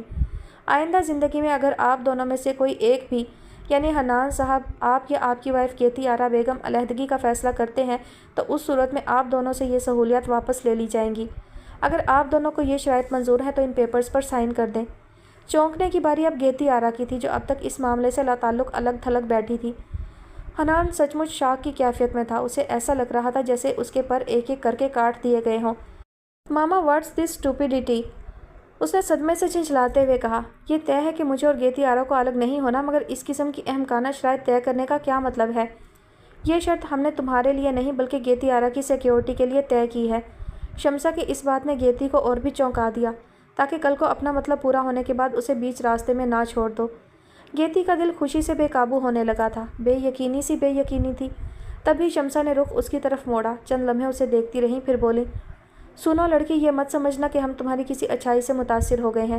یہ جو ساری سہولیات اور سیکیورٹی تمہیں فراہم کی جا رہی ہے تو صرف اس لیے کیونکہ ثانیہ نے ہم سے ریکویسٹ کی تھی کہ جو فیسلٹیز حنان کو دی جائیں وہی تمہیں بھی فراہم کی جائیں۔ وہ اتنی اچھی بچی ہے کہ ہم اس کی بات ٹال ہی نہیں سکتے تھے۔ تم بھی یہ بات ساری زندگی یاد رکھنا کہ جو کچھ تمہیں مل رہا ہے وہ تمہاری سگی بہن ثانیہ کا صدقہ ہے۔ لہجہ سخت انداز میں ناپسندیدگی، گیتی آرا کا ہاتھ تیزی سے قلم کی طرف بڑھ رہا تھا۔ سگی بہن؟ ثانیہ؟ حنان کے سر پر تو جیسے آسمان ٹوٹا تھا۔ اس نے بے یقینی سے گیتی کو دیکھا جو حنان کی مرضی جانے بغیر خوشی خوشی ان کاغذات پر سائن کر رہی تھی۔ ثانیہ کا صدقہ ہی صحیح، بالآخر مجھے وہ سب کچھ مل رہا ہے جو میں چاہتی تھی۔ آنیہ عرف گیتی آرا نے پین بند کرتے ہوئے طمانینت و آسودگی سے سوچا تھا۔ کیا مصیبت ہے بھائی؟ شفق خاصے جارحانہ انداز میں کچن میں داخل ہوئی تھی۔ 4 گھنٹے سے آئی ہوئی ہوں، آتے ہی تمہیں بتا دیا تھا کہ کچھ ضروری بات کرنا ہے، مگر تمہارے تو مزاج ہی نہیں مل رہے۔ پہلے جمع دارنی بن کر باتھ روم صاف کرنا شروع کر دیے اور تب سے اب تک باورچن بنی کچن میں گھسی ہوئی ہو۔ مجھے بتاؤ تم سے بات کرنے کے لیے کیا اپائنٹمنٹ لینا پڑے گی؟ پہلی بات تو یہ کہ اپنے گھر کے باتھ روم صاف کرنے سے کوئی جمع دار نہیں بن جاتا، اس نے پریشر کوکر بند کرتے ہوئے اطمینان سے کہا، پھر اس کی طرف پلٹتے ہوئے جلانے والے انداز میں بولی، اور دوسری بات یہ کہ اگر مجھ سے بات کرنے کا اتنا ہی شوق ہے تو اپائنٹمنٹ لینے کی کوئی ضرورت نہیں، بس اتنی مہربانی کرنا اگلی بار آؤ تو اتنی لمبی فرمائشی لسٹ نہ تھمانا۔ میں کچن میں گھس کر کھانا بنانے کی بجائے تمہارے گھٹنے سے لگ کر بیٹھی رہوں گی، تم جی بھر کر باتیں کر لینا۔ وہ خوب مسکرا کر بول رہی تھی۔ شفق کا منہ کھلا کا کھلا رہ گیا، آنکھیں اس نے جان بوجھ کر تعجب سے کھول لیں۔ توبہ توبہ، کیسی زبان دراز لڑکی ہو، ذرا بھی جو مہمان نواز ہو۔ معمولی سی فرمائش کیا کر دی تم نے تو بات کا بتنگڑ ہی بنا لیا۔ وہ سٹول گھسیٹ کر بیٹھتے ہوئے بولی۔ ثانیہ کو ہنسی آ گئی۔ بک بک بند کرو اور اصل موضوع کی طرف آ جاؤ، تھوڑی دیر میں عادل آ جائے گا، پھر تمہیں خود ہی بات کرنے کی فرصت نہیں ملے گی۔ واہ، کیا یاد کروایا ہے، میں تو خود عادل کے آنے سے پہلے تم سے بات کرنا چاہ رہی تھی، پھر انہیں فائنل جواب بھی تو دینا ہے۔ ثانیہ چونک کر اسے دیکھنے لگی۔ کیا مطلب، کیسا جواب؟ ثانی، شفق نے پرسوچ انداز میں اسے دیکھا، پھر اسی انداز میں بولی، تم نے آئندہ زندگی کے بارے میں کیا سوچا ہے ثانی؟ میرا مطلب ہے اب جب کہ خلا بھی ہو چکا ہے تم نے کچھ تو اپنے فیوچر کے بارے میں سوچا ہوگا۔ فی الحال تو میں نوکری کے بارے میں سوچ رہی ہوں۔ ثانیہ ہاتھ دھو کر اپنے دوپٹے سے ہاتھ پونچھتی اس کے سامنے آ بیٹھی تھی۔ اور ساتھ ہی یہ سوچ رہی ہوں کہ نرمین اور زینب کے رشتوں کے سلسلے میں کسی اچھے سے میرج بیورو سے رابطہ کروں۔ تمہارا کیا خیال ہے؟ ثانیہ نے سرسری انداز میں رائے جاننا چاہی تھی، مگر شفق بالکل خاموشی اور بڑی عجیب سی نظروں سے اسے دیکھ رہی تھی۔ پھر اس نے کہا، تم ہمیشہ نرمین، زینب اور کشف کے بارے میں سوچتی ہو، کبھی اپنے بارے میں بھی سوچا کرو۔ ہیں؟ ثانیہ متعجب ہوئی۔ اپنے بارے میں کیا سوچا کروں؟ یہی کہ تمہیں آئندہ زندگی کیسے گزارنی ہے، شفق نے سنجیدگی سے سمجھانے کی کوشش کی تھی۔ سنو ثانی، بے شک تم نے خلا لیا ہے، لیکن ہمارے معاشرے میں خلا اور طلاق کو الگ نہیں سمجھا جاتا۔ لڑکے میں خواہ کتنی ہی برائیاں ہوں، عیب دار لڑکی کو ہی سمجھا جاتا ہے۔ تمہارا کیا مطلب ہے؟ اتنی بری صورتحال کے باوجود مجھے حنان سے خلا نہیں لینا چاہیے تھا؟ ثانیہ نے اچنبھے سے پوچھا۔ میں یہ نہیں کہہ رہی ہوں، شفق نے جلدی سے کہا، صرف تمہیں یہ سمجھانے کی کوشش کر رہی ہوں کہ حنان کی برائی سے ہم سب واقف ہیں، دنیا والے نہیں۔ ہم کس کس کو بتائیں گے تم کو طلاق نہیں ہوئی بلکہ تم نے خلا لیا ہے؟ لوگ تو یہی کہیں گے کہ ضرور لڑکی میں ہی کوئی برائی تھی، تبھی لڑکے نے اسے چھوڑ دیا۔ شفق، ثانیہ نے دکھ کے شدید ترین احساس سے چند لمحوں کے لیے آنکھوں کو بھینچ لیا۔ یہ ساری باتیں اس کے لیے غیر معمولی نہیں تھیں، وہ خود کو پہلے ہی ذہنی طور پر تیار کر چکی تھی۔ کوئی اور ایسی باتیں کرتا تو وہ تحمل سے سہ جاتی، مگر شفق کے منہ سے یہی سب سن کر اس کو بری طرح ٹھیس پہنچی تھی۔ مجھے اب دنیا والوں کی پرواہ نہیں ہے، اس نے لفظوں پر زور دیتے ہوئے کہا۔ دنیا والوں کو خوش کرنے کے لیے میں اس ناپسندیدہ شخص کے ساتھ تو زندگی نہیں گزار سکتی۔ وہ اٹھ کر برنر کے پاس چلی گئی تھی۔ دنیا میں رہنا ہے تو دنیا والوں کو خوش کرنے کا بندوبست تو کرنا ہی پڑے گا، شفق نے سابقہ تحمل سے کہا، ورنہ سوچ لو طرح طرح کے سوالوں کے جواب دینا پڑیں گے، عجیب عجیب نظروں کا سامنا کرنا پڑے گا۔ ٹھیک ہے، ساری زندگی دنیا کا مقابلہ کرتے گزاری ہے ہم نے، مگر کیا ضروری ہے کہ باقی زندگی بھی تم تکلیف میں گزارو؟ شفق نے اس کے قریب آ کر اس کے کندھے پر بڑی محبت سے ہاتھ رکھا تھا۔ دیکھو ثانیہ، میں تمہاری دشمن نہیں ہوں، بہن ہوں تمہاری، اور تمہاری خوشیاں بھی مجھے اتنی ہی عزیز ہیں جتنا کہ تمہیں میری یا نرمین، زینب اور کشف کی خوشیاں عزیز ہو سکتی ہیں۔ اسی لیے میں چاہتی ہوں تمہیں زندگی کی ہر وہ خوشی ملے جو تمہارا جائز حق ہے۔ اس نے کنکھیوں سے بغور اس کے تاثرات جانچتے ہوئے نبھے تلے انداز میں بات جاری رکھی تھی۔ تم نے خلا لیا، لیکن یہ کہاں لکھا ہے کہ خلا لینے کے بعد عورت دوبارہ شادی نہیں کر سکتی؟ اب کی بار ثانیہ ٹھٹکی، اس نے کفگیر رکھتے ہوئے کچھ ناسمجھی سے شفق کو دیکھا تھا۔ ہاں ثانیہ، تم بالکل ٹھیک سمجھ رہی ہو، میں چاہتی ہوں تم نرمین اور زینب کی شادیوں کے بارے میں سوچنے کی بجائے اپنی شادی کے متعلق سوچو۔ بلکہ محض سوچنا کیا ہے، میں تو کہتی ہوں کوئی حتمی فیصلہ کر ہی لو۔ یہی صحیح عمر ہے شادی کی، خدا نہ خواستہ 2-4 سال اور گزر گئے تو… اس نے جان بوجھ کر بات ادھوری چھوڑ دی تھی، پھر سلسلہ کلام جوڑا۔ نہیں بھئی، 2-4 سال تو کسی صورت نہیں گزرنا چاہیے، وہ فکر مندی سے کہہ رہی تھی۔ تمہیں تو پہلے ہی کوئی ڈھنگ کا رشتہ نہیں مل رہا تھا، اب حنان والے واقعہ کے بعد تو اور بھی مشکل ہو جائے گا۔ آج تو شفق اسے چونکانے کا ارادہ کر کے آئی تھی، شاید تبھی ایک کے بعد ایک دل دکھانے والی باتیں کر رہی تھی، اور باتیں بھی ایسی جن کی توقع ثانیہ کم سے کم شفق سے کبھی نہیں کر سکتی تھی۔ اس بات پر ثانیہ اپنی ناگواری چھپا نہیں پائی۔ تم فکر مند نہ ہو شفق، کوئی ڈھنگ کا رشتہ نہ ملا بھی تو میں تم سے مدد کے لیے نہیں کہوں گی، اس نے جل کر کہا تھا۔ مجھے پتہ ہے تمہیں ہر پریشانی تنہا سہنے کی عادت ہے، شفق نے محبت سے اسے دیکھ کر کہا، لیکن اس پریشانی میں تمہیں تنہا نہیں رہنے دوں گی۔ میں چاہتی ہوں تمہیں تمہاری خوشیاں درست وقت پر ملیں، اسی لیے میں نے تمہارے لیے ایک رشتہ دیکھا ہے۔ رشتہ؟ ہاں رشتہ، شفق دل کھول کر مسکرائی۔ تبھی نرمین اندر داخل ہوئی تھی اور اس نے صرف آخری لفظ سنا تھا، رشتہ۔ کس کا رشتہ طے ہو رہا ہے بھائی، وہ بھی ہمیں بتائے بغیر؟ ابھی طے کہاں ہو رہا ہے، شفق نے کہا، میں تو صرف رشتہ لے کر آئی ہوں، ثانیہ کی مرضی جانے بغیر طے کیسے کیا جا سکتا ہے؟ ارے واہ، ثانیہ ابھی کے لیے رشتہ آیا ہے؟ نرمین پرجوش ہو کر چلائی، پھر دروازے کی طرف منہ کر کے چلانے لگی، زینب، کشف، جلدی آؤ، ثانیہ آپی کے لیے رشتہ۔ کیا بےہودگی ہے نرمین، ثانیہ جھنجھلا کر بولی۔ زینب اور کشف کو کمرے میں جا کر بتا دو، کیا پوری بلڈنگ کو اطلاع دینی ہے؟ پوری بلڈنگ کو اطلاع پہنچا بھی دی جائے تو کیا مذائقہ ہے؟ نرمین نے اس کے غصے کو ذرا بھی اہمیت نہ دی، آخر رشتہ آنا بھی تو خوشی کی بات ہے۔ خیر شفق، تم مجھے جلدی جلدی تفصیلات بتاؤ، لڑکا کیا کرتا ہے، کتنے بہن بھائی ہیں، وغیرہ وغیرہ۔ وہ کچھ زیادہ ہی پرجوش ہو گئی تھی۔ لڑکا؟ شفق بڑبڑائی تھی۔ ہاں لڑکا بہت اچھا ہے، وہاں جاپان میں عادل کے ساتھ ہوتا ہے، ذاتی گھر ہے، 1 بہن 2 بھائی، فواد نام ہے۔ فواد بھائی کی والدہ نے میری شادی کی تصویروں میں ثانیہ کو دیکھ کر پسند کیا ہے، انہوں نے تو جب سے ثانیہ کو دیکھا ہے فون پر فون کر رہی ہیں کہ کسی طرح ہم ہاں کہہ دیں۔ اچھی بات یہ کہ انہیں سب کچھ بتا چکی ہوں اور انہیں ثانیہ کے خلا پر کوئی اعتراض بھی نہیں ہے۔ سچ کہوں تو مجھے اور عادل کو تو یہ رشتہ بہت پسند آیا ہے، بس ایک ہی مسئلہ ہے۔ شفق نے ثانیہ کو دیکھا، اور ایک طرح سے دیکھا جائے تو مسئلہ بھی کوئی اتنا بڑا نہیں ہے، میاں بیوی میں مطابقت ہو تو زندگی اچھی گزر جاتی ہے۔ مطلب؟ نرمین نے پوچھا۔ شفق نے کچھ توقف کیا، پھر بولی، دراصل فواد بھائی کی اپنی پہلی بیوی سے علیحدگی ہو چکی ہے، ایک بیٹا ہے 3 یا 4 سال کا۔ عمر میں بھی ثانیہ سے کم 12 سال تو ضرور بڑے ہوں گے۔ ایک اس عمر کے فرق کو چھوڑ کر باقی دونوں باتیں تو قابل اعتراض نہیں لگ رہی۔ اگر فواد بھائی کسی وجہ سے اپنی بیوی کو طلاق دے چکے ہیں تو خلا تو ثانیہ نے بھی لیا ہے۔ باقی بات رہی بچے کی، تو یار ایک چھوٹے سے بچے کو سنبھالنے میں ثانیہ کو کیا دقت ہو سکتی ہے؟ واہ شفق، اس سے زیادہ شاندار کوئی رشتہ نہیں تھا آپ کی پٹاری میں۔ نرمین جتنی پرجوش ہو رہی تھی اتنا ہی جل کر بولی تھی۔ نرمین بھڑکو مت، شفق نے کہا۔ میں مانتی ہوں یہ رشتہ اتنا شاندار نہیں ہے، لیکن ثانیہ کے حساب سے اتنا برا بھی نہیں ہے۔ اس نے ڈھکے چھپے انداز میں سمجھانے کی کوشش کی تھی، مگر نرمین اور بھی بھڑک اٹھی۔ یہ حساب کتاب سے آپ کی کیا مراد ہے؟ تم خود سوچو نرمین، آج کل تو غیر شادی شدہ لڑکیوں کو اچھے رشتے ملنا مشکل ہو رہا ہے۔ ایسے میں ثانیہ کے لیے بڑی عمر کے مرد کا رشتہ مل جانا بھی غنیمت ہے، شفق پرخلوص انداز میں کہہ رہی تھی۔ شفق، اس رشتے کو تم لوگ اس بات کو ختم کر دو، ثانیہ نے جھنجھلا کر کہا تھا۔ مجھے شادی نہیں کرنی، اس نے 2 ٹوک کہا تھا۔ ثانیہ، ایسا حماقت کا فیصلہ مت کرو، شفق لپک کر اس کے پاس آئی تھی۔ فواد مرزا بہت اچھے ہیں، تمہیں بہت خوش رکھیں گے، کم سے کم میں اس بات کی تو گارنٹی دے سکتی ہوں۔ پلیز ثانیہ، میری بات مان لو، اس سے بہتر رشتہ تمہیں دوبارہ نہیں مل سکے گا۔ شفق، مجھے تمہاری کسی بات سے اختلاف یا شک نہیں ہے، میں یہ بھی مانتی ہوں کہ مجھے اس سے بہتر رشتہ نہ مل سکے گا، مگر ان سب باتوں کا خیال میں تب کروں جب مجھے شادی کرنا ہو۔ جب میں نرمین، کشف اور زینب کی ذمہ داریوں کو پورا نہیں کر لیتی، اپنی شادی کے بارے میں سوچوں گی بھی نہیں۔ بس بھی کریں آپی، نرمین نے تڑپ کر کہا۔ ہماری جن ذمہ داریوں کو پورا کرنے کی آپ بات کر رہی ہیں، اچھا ہوگا ان کا بوجھ آپ کچھ ہمیں بھی اٹھا لینے دیں۔ اتنے تو بڑے ہو ہی چکے ہیں، اور آپ خود ہی تو کہتی ہیں مل جل کر جو کام کیا جائے اس میں برکت ہوتی ہے۔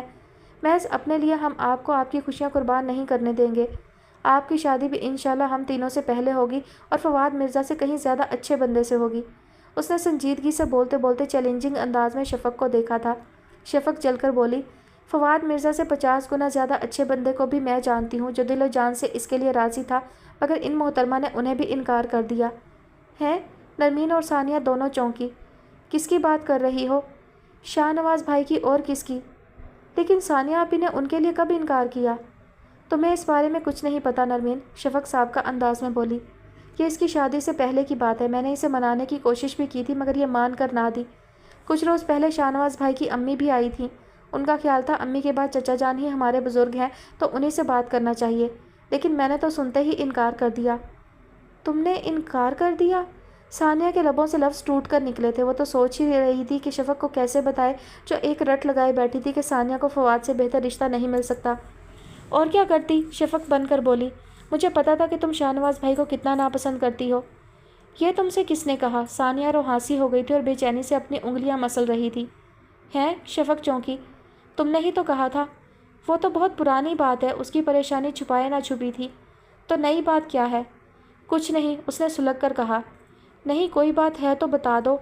کوئی بات نہیں ہے، تم جاؤ۔ پھر بھی شفق، میرا سر مت کھاؤ، جاؤ یہاں سے۔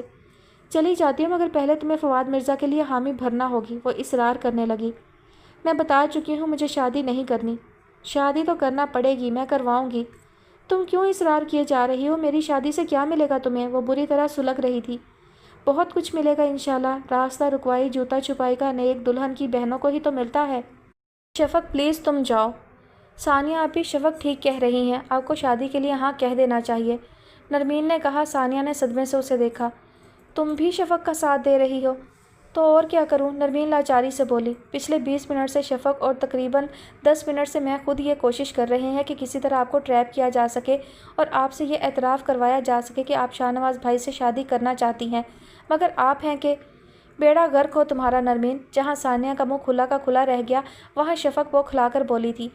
ایک تو تم بڑی جلدی ہمت ہار دیتی ہو، حالانکہ ثانیہ نے ابھی خود ہی اعتراف کر لینا تھا۔ نرمین ہنسنے لگی۔ اعتراف کرنے کی کیا ضرورت ہے، وہ تو ان کے چہرے پر لکھا ہوا ہے۔ تم دونوں کیسی باتیں کر رہی ہو، ثانیہ نے سٹپٹا کر کہا تھا۔ تمہارے منہ سے اعتراف سننے کے لیے ایک جھوٹا ڈرامہ کیا تھا، مگر اس نرمین کی بچی نے سارا کام بگاڑ دیا۔ شفق دانت کچکچانے لگی۔ اس کا مطلب؟ ثانیہ چونکی۔ فواد مرزا والی بات جھوٹ تھی، 100%، شفق بولی۔ اس نام کے کسی بندے کا تو دور دور تک وجود نہیں ہے، البتہ شاہ نواز بھائی کی امی ضرور آئی تھیں۔ چچا جان نے سوچنے کے لیے وقت مانگا تو میں نے کہا چچا جان آپ ہاں کر دیں، ثانیہ اعتراض نہیں کرے گی، میں اس کی گارنٹی دیتی ہوں۔ عادل کہنے لگے جو بھی ہو کم سے کم ایک بار ثانیہ سے پوچھ ضرور لینا چاہیے۔ میں نے کہا ثانیہ اتنی گنی ہے کہ ہم سب مل کر بھی زور لگا لیں تب بھی منہ سے اعتراف نہیں کرے گی۔ اب دیکھ لو میری کہی ہوئی بات 100% درست ثابت ہو رہی ہے۔ بلکہ پسندیدگی کا اعتراف کرنا تو دور کی بات ہے، تم تو انگوٹھی بھی وصول چکی ہو اور اتنی بھی توفیق نہ ہوئی کہ مجھے ہی بتا دو۔ بڑے افسوس کی بات ہے، وہ ایک ہی سانس میں بولتی چلی گئی۔ ہے سچ؟ نرمین چیخی۔ آپ ہی مجھے انگوٹھی دکھائیں۔ اس نے ثانیہ کا ہاتھ پکڑ کر بغور انگوٹھی کا جائزہ لیا، پھر ثانیہ کی پیشانی پر بوسہ دیتے ہوئے بولی، اللہ آپ کی قسمت بھی اس انگوٹھی کی طرح خوبصورت بنا دے۔ اس کی آنکھوں میں نمی اور لبوں پر مسکراہٹ تھی۔ شفق نے نروٹھے پن سے کہا، آمین، لیکن میں بتا دوں، اتنی اہم بات مجھ سے چھپا کر رکھنے پر میں ابھی بھی ناراض ہوں، اور اگر مجھے فوری طور پر منایا نہ گیا اور یہ نہ بتایا گیا کہ اتنی اہم بات مجھ سے کیوں چھپا کر رکھی گئی تو میں ساری زندگی کے لیے خفا ہو جاؤں گی۔ ثانیہ اور نرمین دونوں ہی ہنس دیں۔ ارے یہ غضب نہ کرنا، ثانیہ کرسی گھسیٹ کر اس کے سامنے بیٹھتے ہوئے بولی، پھر مسکراتے ہوئے سنجیدگی سے کہا، میں تو یہ انگوٹھی اتارنا چاہ رہی تھی، بس ذہن میں ہی نہیں رہا۔ دراصل میں ابھی شادی ہی نہیں کرنا چاہتی، ایک دفعہ ان تینوں کی ذمہ داریوں سے فارغ ہو جاؤں پھر اپنے بارے میں سوچوں گی۔ یہی بات میں نے ان سے بھی کہی تھی۔ نرمین اور شفق نے ایک دوسرے کو دیکھا، پھر ایک زبان ہو کر بولی، ان کون؟ سر کی بات کر رہی ہوں۔ وہ میز کی سطح ناخن سے کریدنے لگی۔ اچھا شاہ نواز بھائی؟ شفق کو جیسے بڑے پتے کی بات معلوم ہوئی، مگر اگلے ہی پل اچنبے سے بولی، ہائے اللہ، تم ابھی تک شاہ نواز بھائی کو سر کہتی ہو؟ تو اور کیا کہیں؟ نرمین چنچلا کر بولی، ابھی تو سر ہی کہنا مناسب ہے، پیار کا نام تو شادی کے بعد ہی رکھا جائے گا نا؟ کیوں آپی؟ اس نے بڑی معصومیت سے سوال کیا تھا۔ ایک طرف شفق کی ہنسی چھوٹ گئی تو دوسری طرف ثانیہ کا چہرہ لال گلابی ہو گیا۔ بہت فضول ہو گئی ہو نرمین، اس نے خفگی و خفت سے ایک ہاتھ بھی اسے جڑ دیا۔ نرمین نے ہنستے ہوئے اس کا ہاتھ تھام کر چوم لیا اور محبت سے بولی، او میری پیاری آپی، بھول جاؤ اپنی ساری ذمہ داریاں، اپنے سارے خدشات کو ایک طرف ڈال دو۔ مجھے یقین ہے اللہ ہمیں اتنی ہمت ضرور دے گا کہ ہم سب اپنی اپنی ذمہ داریاں اٹھانے میں ایک دوسرے کی مدد کر سکیں۔ میں یہ نہیں کہتی آپی کہ ہمیں بھول جاؤ یا ہمارے بارے میں مت سوچو، ضرور سوچو، لیکن خود کو، اپنی خوشیوں کو تو فراموش نہ کرو آپی۔ آپ کو کیا پتہ آپ کو خوش دیکھ کر ہمیں کتنی خوشی ہوتی ہے۔ وہ محبت سے بول رہی تھی۔ ثانیہ کی آنکھیں نم ہو گئیں۔ اس نے نرمین کا ہاتھ مضبوطی سے تھام کر شفق کو دیکھا، وہ بھی نم پلکوں کے ساتھ ان دونوں کو دیکھ رہی تھی۔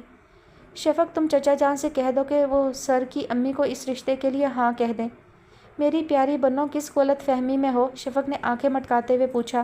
ہاں تو میں پہلے ہی کہلوا چکی ہوں، مجھے پتا تھا فیصلے کا اختیار تمہیں دیا تو تم کوئی اوٹ پٹانگ فیصلہ ہی کرو گی، اس لیے میں نے رسک لینا مناسب نہیں سمجھا۔ اور سب سے اہم خبر تو یہ بھی ہے کہ پرسوں شاہ نواز بھائی کی امی تمہیں اپنے ہاتھوں سے انگوٹھی پہنا کر باقاعدہ اپنے بیٹے کے نام کرنے آ رہی ہیں۔ اتنی جلدی کیوں بتا رہی ہو؟ پرسوں ان کے آنے سے ایک آدھ گھنٹہ پہلے ہی بتا دیا ہوتا۔ اپنے اس طرح بے وقوف بنائے جانے پر ثانیہ نے خار کھاتے ہوئے کہا۔ شفق ہنسنے لگی۔ نرمین نے اس کا ساتھ دیا تھا۔ ثانیہ نے دونوں کو گھور کر دیکھا، ان کی ہنسی میں اور شدت آ گئی، سچی، پرخلوص اور بے ریا ہنسی۔ ثانیہ کا دل کا ہر کونا اطمینان سے بھر چکا تھا۔ اس کے لبوں پر پہلے مسکراہٹ نمودار ہوئی، پھر مسکراہٹ بھرپور ہنسی میں بدل گئی۔ زندگی روشن، بے حد روشن معلوم ہونے لگی تھی۔ جس روز شاہ نواز کے گھر والوں نے آنا تھا، دن چڑھے حنا خالہ کا فون آ گیا۔ میں تمہارے لیے بہت خوش ہوں میری جان، ہم جب اپنے اللہ پر بھروسہ رکھتے ہیں تو وہ ہمیں مایوس نہیں کرتا۔ دیکھ لو، ایک رستہ بند کیا تو اس سے بہتر کھول دیا، مگر ایک بات تو ہے، میرے غیر مناسب مشورے نے سب گڑبڑ کر دیا۔ وہ پچھتاوے بھرے لہجے میں بولی، ایسے مت کہیں خالہ، اس نے کہا، یہ سب تو میری تقدیر میں تھا، آپ مشورہ نہ دیتی تب بھی میرے ساتھ ایسا ہی ہونا تھا۔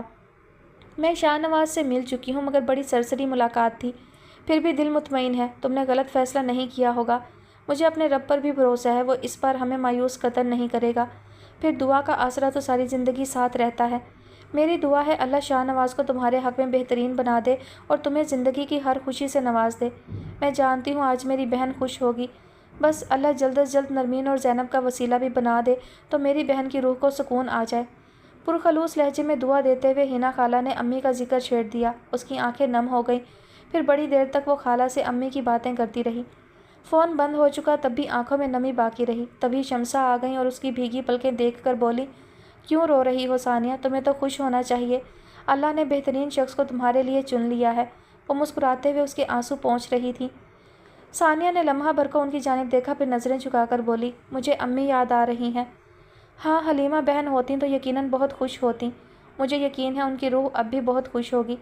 حیرانی تو مجھے خود پر ہے، ایسا دانشمندانہ خیال میرے ذہن میں کیوں نہیں آیا۔ وہ ناسمجھی سے انہیں دیکھنے لگی، تب وہ ہنستی اور بولی، تم مجھے پسند تھی، یعنی یہ تو طے شدہ بات تھی کہ تمہیں میری بہو بننا ہی تھا۔ حنان نہ صحیح، شاہ نواز صحیح، مگر شاید نہیں, یقیناً میں خود غرض ہو گئی تھی۔ اتنی بہترین لڑکی دیکھ کر مجھے اپنے سگے بیٹے کا ہی خیال آیا۔ مجھے افسوس ہے کہ اپنی خود غرضی کے ہاتھوں مجبور ہو کر میں تمہاری زندگی کو ناقابل تلافی نقصان پہنچا بیٹھی۔ ان کا سر شرمندگی سے جھکا ہوا تھا۔ آپ پلیز ان باتوں کو مت دہرائیں، ثانیہ نے اپنی ناگواری چھپانے کی کوشش کرتے ہوئے کہا تھا۔ شمسہ جیسے خیالات کے دھارے میں بہتی یکدم رک گئی تھی اور ہڑبڑا کر ہوش میں آئی تھی۔ تم ٹھیک کہہ رہی ہو، مجھے ان باتوں کو نہیں دہرانا چاہیے۔ میں تمہارے اور شاہ نواز کے لیے بےحد خوش ہوں ثانیہ، میری نیک تمنائیں ہمیشہ تم دونوں کے ساتھ رہیں گی۔ یہ تمہاری منگنی کا چھوٹا سا تحفہ ہے۔ انہوں نے ایک چھوٹا سا خوبصورت بکس اس کی طرف بڑھا دیا۔ اس کی کیا ضرورت ہے؟ ثانیہ نے کہا۔ آپ پلیز رہنے دیں۔ خبردار، شمسہ نے فوراً مان بھرے لہجے میں اسے ڈپٹ دیا۔ انکار مت کرو، اس کی گنجائش نہیں ہے۔ تمہاری ساس ہوں، میری بات ماننے سے انکار کرو گی تو اپنے بیٹے سے کہہ کر تمہارے کان بھی کھنچوا سکتی ہوں۔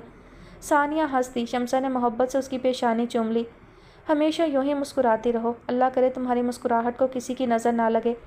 میں اور جہانگیر کسی کام کے سلسلے میں سان فرانسسکو جا رہے ہیں، ورنہ آج شام کو میں ضرور آتی۔ اس لیے اسی وقت تمہارا گفٹ پہنچانے آ گئی ہوں۔ انشاءاللہ شادی سے پہلے واپسی ہو جائے گی۔ وہاں خدیجہ آپا کے گھر میں تو ایک بحث چھڑی ہوئی ہے۔ شاہ نواز کی بہنیں، بہنوئی، بھائی، بھاوج، حتیٰ کہ بچے بھی تم سے ملنے کو بے چین ہو رہے ہیں، مگر آپا کا وہی اصرار کہ سادہ سی رسم کرنا ہے، اتنے لوگوں کا جانا مناسب نہیں لگتا۔ دیکھو اب جیت کس کی ہوتی ہے۔ یہ تو خیر طے ہے کہ وہ سب تم سے ملے بغیر ہی تمہاری محبت میں مبتلا ہو چکے ہیں۔ ملنے کے بعد اس محبت میں اضافہ ہی ہوگا، یہ مجھے یقین ہے۔ گو کہ تمہارے لیے ہمارا خلوص بھی کم نہیں تھا، مگر بہرحال کہیں نہ کہیں تو کچھ کمی ضرور رہ گئی، بلکہ شاہ نواز تمہارے لیے زیادہ بہتر تھا، تبھی تو اللہ نے اسے تمہارے لیے چن لیا۔ حنان نے تم جیسی ہیرا لڑکی کو ٹھکرا کر گیتی آرا کا ہاتھ تھام لیا۔ مجھے اس کی بدقسمتی کا ہمیشہ افسوس رہے گا، مگر اب جو ہونے جا رہا ہے میں اس سے بھی بےحد خوش ہوں۔ اللہ شاہ نواز کو تمہارے توسط سے خوشیاں دے۔ تمہارے کہنے پر ہم نے گیتی آرا کے مستقبل کو محفوظ کرنے کی اپنی سی کوشش کی ہے، آگے جو اللہ کو منظور۔ ایک بات اور کہنا چاہتی ہوں، وہ گہری سانس بھر کر بولی۔ ہماری وجہ سے تمہارے گھرانے کو جو نقصان پہنچا ہے ہم اسے نہیں بھلا سکتے، ساتھ ہی ہمیں معاف کر کے جو احسان تم نے ہم پر کیا ہے اسے بھی نہیں بھول سکتے۔ وہ کہ اس احسان کا بدلہ چکانا ممکن نہیں ہے، مگر ہم اپنی سی کوشش ضرور کرنا چاہتے ہیں۔ زندگی میں جب بھی تمہیں ہماری ضرورت پڑے ثانیہ، تو بلا جھجک مدد کے لیے پکار لینا، تم کبھی خود کو تنہا نہیں پاؤ گی۔ اسے ایک احسان مند کا وعدہ سمجھ لو یا دوست کا۔ اور ہاں، تم آج کے بعد اپنی بہنوں کے لیے پریشان ہونا چھوڑ دو، اب سے وہ میری ذمہ داری ہوں گی۔ ان کی تعلیم سے لے کر شادی بیاہ تک کے معاملات میں بخوشی نبھانے کے لیے تیار ہوں، اور یہ کوئی احسان نہیں ہوگا۔ مگر ثانیہ نے کہنا چاہا، شمسہ نے ٹوک دیا۔ اگر مگر کچھ نہیں، اسے میری خواہش سمجھ لو۔ میں تمہاری بہنوں کو اپنی بیٹیوں کی طرح رخصت کرنا چاہتی ہوں، مجھے امید ہے تم میری خواہش کو رد نہیں کرو گی۔ ثانیہ ہولے سے مسکرا دی۔ شمسہ نیک تمناؤں کی دعائیں دیتی رخصت ہوئی۔ تب اس نے ڈبہ کھول کر دیکھا، خوبصورت سا لاکٹ تھا۔ اس نے ڈبہ وہیں پلنگ پر ڈال دیا اور کھڑکی کے قریب جا کر باہر جھانکنے لگی۔ آسمان صاف تھا اور آتی گرمیوں کی چمکدار دھوپ درختوں کی پھنگ چھو رہی تھی۔ کتنی مالا مال ہو گئی ہوں میں، کیا محبتیں کسی خزانے سے کمتر ہیں؟ اور تم نے اس فانی خزانے کے لیے ان محبتوں کو ٹھکرا دیا آنیہ، جن کا کوئی نعم البدل ہو ہی نہیں سکتا۔ کاش، اے کاش میں اپنا خزانہ کبھی تمہیں دکھا سکوں۔ تبھی موبائل کی بیپ بجی تھی۔ اس نے فون اٹھا کر دیکھا اور ہنس دی۔ شاہ نواز کا پیغام تھا۔ میں آج کی تاریخ میں خود کو کرۂ ارض کا سب سے خوش قسمت انسان محسوس کر رہا ہوں۔ صرف آپ ہی نہیں، میں بھی خوش قسمت ہوں۔ اس نے اپنا اعتراف ہوا کے دوش پر لکھنے کی بجائے زیر لب کہا اور مسکراتے ہوئے آسمان کی طرف دیکھنے لگی۔ آسمان بے حد چمکدار اور روشن تھا، اس صفحۂ تقدیر کی طرح جو اس کے اللہ نے اس کے لیے بے حد محبت سے لکھا تھا، اور اسے اس محبت کے لیے ساری زندگی اپنے رب کا شکر گزار رہنا تھا۔ ستاروں بھرے آسمان تلے اس کھلے سے صحن کو بڑی خوبصورتی اور نفاست سے سجایا گیا تھا۔ برقی کمکمے اور آرائشی اشیاء کی دل فریبی اور دلکشی کو چار چاند دلہن بنی مومنہ کی چھب نے لگا دیے تھے، اور روشنی کی کرنوں سے دور بڑے محتاط انداز میں منڈیر سے چپک کر کھڑے ناصر اور شاہ نواز خوب دلچسپی سے ساری کارروائی ملاحظہ کر رہے تھے، ساتھ ساتھ تبصرہ بھی جاری تھا۔ تبھی ناصر نے حیرت ناک لہجے میں اسے پکارا، شاہ نواز بھائی۔ بولو نوشے میاں، شاہ نواز نے دلچسپ انداز میں کہا۔ وہ ناصر کے بےحد اصرار پر مکانات کی چھتیں پھلانگتا ناصر کے ہمراہ مومنہ کے گھر کی چھت پر پہنچا تھا۔ اسے خدشہ تھا خواتین کی محفل میں یوں تانک جھانک کرنے پر جوتے ہی پڑ جائیں گے، مگر ناصر نے اسے یہ کہہ کر تسلی دی، آپ فکر نہ کریں، مجھے ایسی تقریبات میں تانک جھانک کرنے کا خاصا وسیع تجربہ ہے۔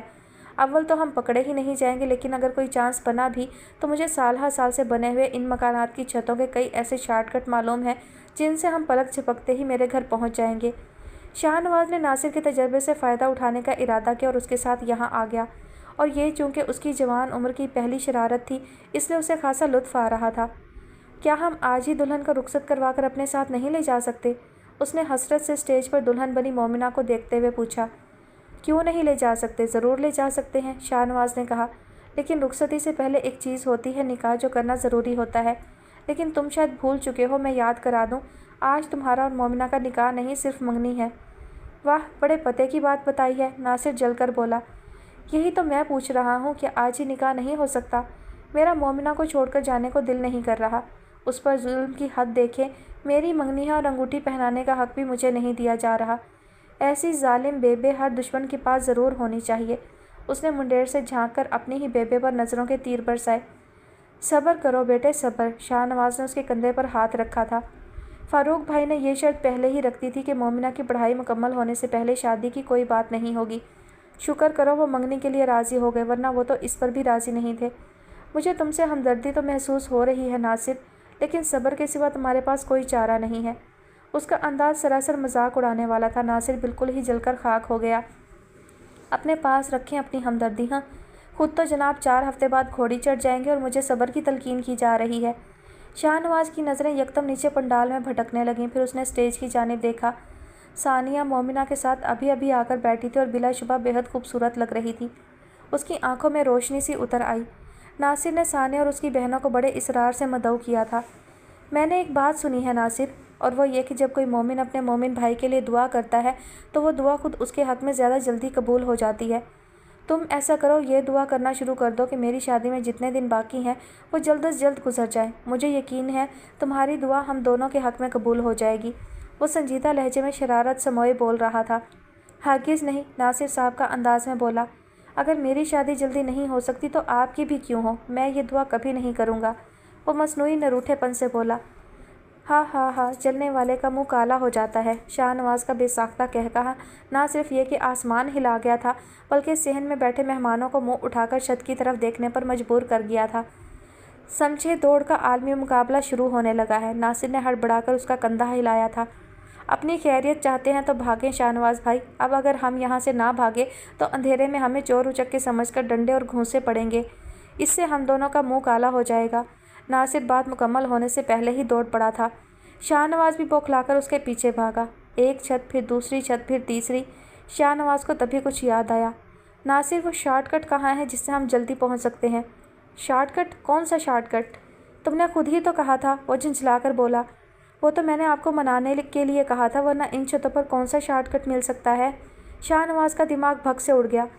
جھوٹے پاجی، میں تمہیں زندہ نہیں چھوڑوں گا۔ پہلے وہ خود کو بچانے کے لیے دوڑ رہا تھا، اب ناصر کو قتل کرنے کے لیے دوڑا۔ ناصر کی تیز رفتار ہو گئی۔ ایک کے بعد ایک چھت پھلانگتے وہ اس سڑک پر آ گئے تھے جس کے دوسری طرف کھیتوں کا وسیع سلسلہ تھا۔ وہ دونوں سڑک پر اس طرح دوڑنے لگے جیسے واقعی کسی عالمی مقابلے میں شامل ہوں۔ رک جاؤ ناصر، میں تجھے نہیں چھوڑوں گا۔ شاہنواز اس کے تعاقب میں مسلسل دھمکیاں دے رہا تھا۔ بھاگیں شاہنواز بھائی، بھاگیں۔ ناصر دوڑتا جاتا تھا اور اسے بک اپ کرتا جاتا تھا۔ کھیتوں کے ساتھ ساتھ چلتی اس سڑک پر 14ویں کے چاند کی بھرپور چاندنی کے سائے میں وہ دونوں پاگلوں کی طرح بھاگ رہے تھے اور ہنس رہے تھے۔ گاؤں کی خاموش فضا ان کے بے فکرے اور شاد قہقہوں سے گونج رہی تھی، مگر انہیں پرواہ ہی کب تھی۔ یہاں تک کہ چنچل ہوا اور نقرئی چاندنی نے بھی ان منچلوں کی ابدی خوشیوں کے لیے دعا کر ڈالی تھی۔ اگلے 4 سال جیسے جنت کے سائے تلے پلک جھپکتے گزر گئے تھے۔ آزمائشوں کی بھٹی سے نکالنے کے بعد اللہ نے ثانیہ کو اتنی سہولیات اور انعامات سے نوازا تھا کہ وہ اپنے رب کا شکر ادا کرتے نہ تھکتی۔ شاہنواز اس کی توقعات سے بڑھ کر محبت کرنے والا شوہر ثابت ہو رہا تھا۔ اس نے شادی سے قبل اپنے تعاون کے جتنے وعدے کیے تھے انہیں پورا کیا تھا، اور صرف وہی نہیں بلکہ اس کے گھر والے بھی ثانیہ سے بہت محبت کرتے تھے کہ بعض اوقات وہ خود پر رشک کرنے لگتی۔ اللہ نے اسے اور شاہنواز کو بیٹے سے نوازا تھا جس کا نام ایبک رکھا۔ نرمین کا رشتہ شمسہ کے ملنے والوں میں طے پا گیا تھا۔ زینب کو اشفاق چچا جان نے بازل کے لیے مانگ لیا۔ کشف کی شادی بھی 2 ماہ قبل کر چکی تھی۔ اپنے فرائض سے سبکدوش ہو کر وہ خود کو بے حد ہلکا پھلکا محسوس کرتی تھی، مگر امی اور تیمور اکثر اسے بے حد یاد آتے۔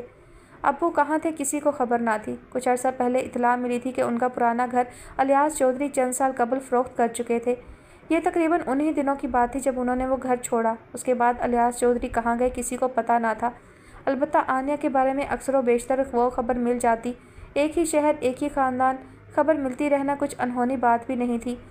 कभी वो सिडनी गई होती, कभी पेरिस तो कभी दुबई। 1-2 बार मार्केट में भी सामना हुआ।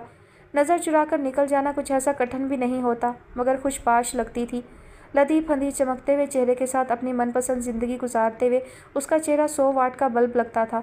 सानिया उसके लिए दुआ नहीं करती थी, बद्दुआ भी नहीं करती थी, बस उसके ख्याल से दामन बचाकर निकल जाती थी। वो जब भी ज़्यादा देर आनिया को सोचती, उसके दिल में आनिया के लिए मौजूद कदूरत उभर आती और दिल बद्दुआ के लिए आमादा होता। यही वो नहीं चाहती थी, तभी उसके ख्याल को रद्द करती। मगर फिर एक रोज़ अचानक बिल्कुल गैर मुतवक्का तौर पर आनिया उससे मिलने चली आई। गेतियारा किस्मत की ये बाजी भी हारने के बाद उसके पास आई थी और बेहद मायूस दिखाई देती थी। तुमने ठीक कहा था सानिया, आज मैं बिल्कुल खाली हाथ हूँ। ना मेरे पास कोई दोस्त है, ना बहन भाई। कोई ऐसा नहीं है जो मेरे रिश्ते हुए ज़ख्मों पर मरहम लगा सके या मेरे आंसू पहुँच सके। 2 बार मोहब्बत के नाम पर बाजी लगाई, अपना सब कुछ खोकर दोनों बार हार गई। मेरी बेलगाम ख्वाहिशात ने मुझे कहीं का नहीं छोड़ा सानिया। मज़हर से मोहब्बत की तो तुम सबको अज़ियत में झोंक दिया। ये भी ना सोचा कि तुम लोगों को अज़ियत का तोहफ़ा देकर मैं अपने लिए कौन सा सुकून ख़रीद रही हूँ। फिर हनान मेरी ज़िंदगी में आया और मुझे लगा हनान और उसकी दौलत ही मेरा सुख चैन है। तुम्हें पता है सानिया, हनान मुझसे मोहब्बत नहीं करता। वो तो मुझे एक पालतू जानवर की तरह भी अपने साथ रखना नहीं चाहता। उसे मेरी ज़रूरत है, ख्वाहिश नहीं। वो हर बात में तुमसे मेरा मुकाबला करता है। वो तुम्हें कितना जानता था, फिर भी उसे लगता है तुम मुझसे ज़्यादा बेहतर हो। ज़िंदगी के हर मुकाम पर तुम मुझसे बढ़तर कैसे हो जाती हो सानिया। काश मैंने आपा बेगम के पढ़ाए हुए सबक ही ढंग से पढ़ लिए होते तो आज इस तरह ख्वार ना होती। मज़हर की बातों पर एक बार ईमान ले ही आई थी तो तभी मुतमईन हो जाती। मेरे दिल से तो उसका खौफ ही नहीं जाता। मैं घर से बाहर नहीं निकलती कि वो मुझे मार डालेगा, मगर मैं नहीं रह सकती कि कहीं वो मुझे तन्हा समझकर ना घुस आए। और हनान, तुम देख लेना सानिया, किसी रोज़ हनान मुझे कत्ल कर देगा। वो मेरे साथ रहने पर मजबूर है क्योंकि मुझे छोड़ने की सूरत में उसे उन तमाम सहूलियात से दस्तबरदार होना पड़ेगा जो जहांगीर लाचारी उसे दे रहे हैं। मगर वो मुझे कत्ल तो कर सकता है। दिन में कई बार वो अपने इरादे का इजहार करता है। मुझे बचा लो सानिया, प्लीज़ मुझे बचा लो। तुम उसे कहोगी तो वो मुझे छोड़ देगा, मगर मैं उसके साथ नहीं रह सकती। मुझ पर रहम करो, मैं तुम्हारी बहन हूँ। वो बुरी तरह सिसक रही थी। जब तैमूर ने तुम्हारी वजह से खुदकुशी की तब भी तुम मेरी बहन थी। जब अब्बू ने तुम्हारे किए की सज़ा देने के लिए शफक को बेचना चाहा तब भी तुम मेरी बहन थी। जब अम्मी तुम्हारी वजह से चली गईं तब भी तुम मेरी बहन थी। जब तुमने हनान के लिए हम सबको ठोकर मारी तब भी तुम मेरी बहन थी। लेकिन आज जब तुम्हें एक बार फिर मेरी मदद की ज़रूरत है तो मैं तुम्हें अपनी बहन मानने से इनकार करती हूँ।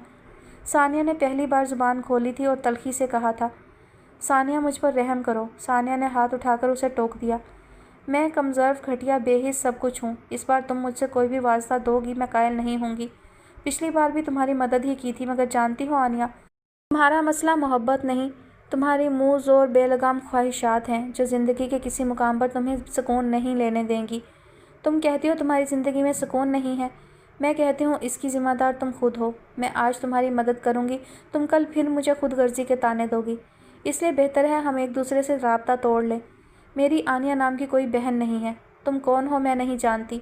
जैसे बरसती बारिश अचानक बंद हो जाती है वैसे ही वो रोते हुए खामोश हो गई थी। इसलिए नहीं कि उसकी आंखों में पानी ख़त्म हो गया था, बल्कि इसलिए क्योंकि उसे एहसास हो गया था। उसने सर उठाया। सामने सोफे पर सानिया के चेहरे पर संजीदगी पूरी तरह हावी थी।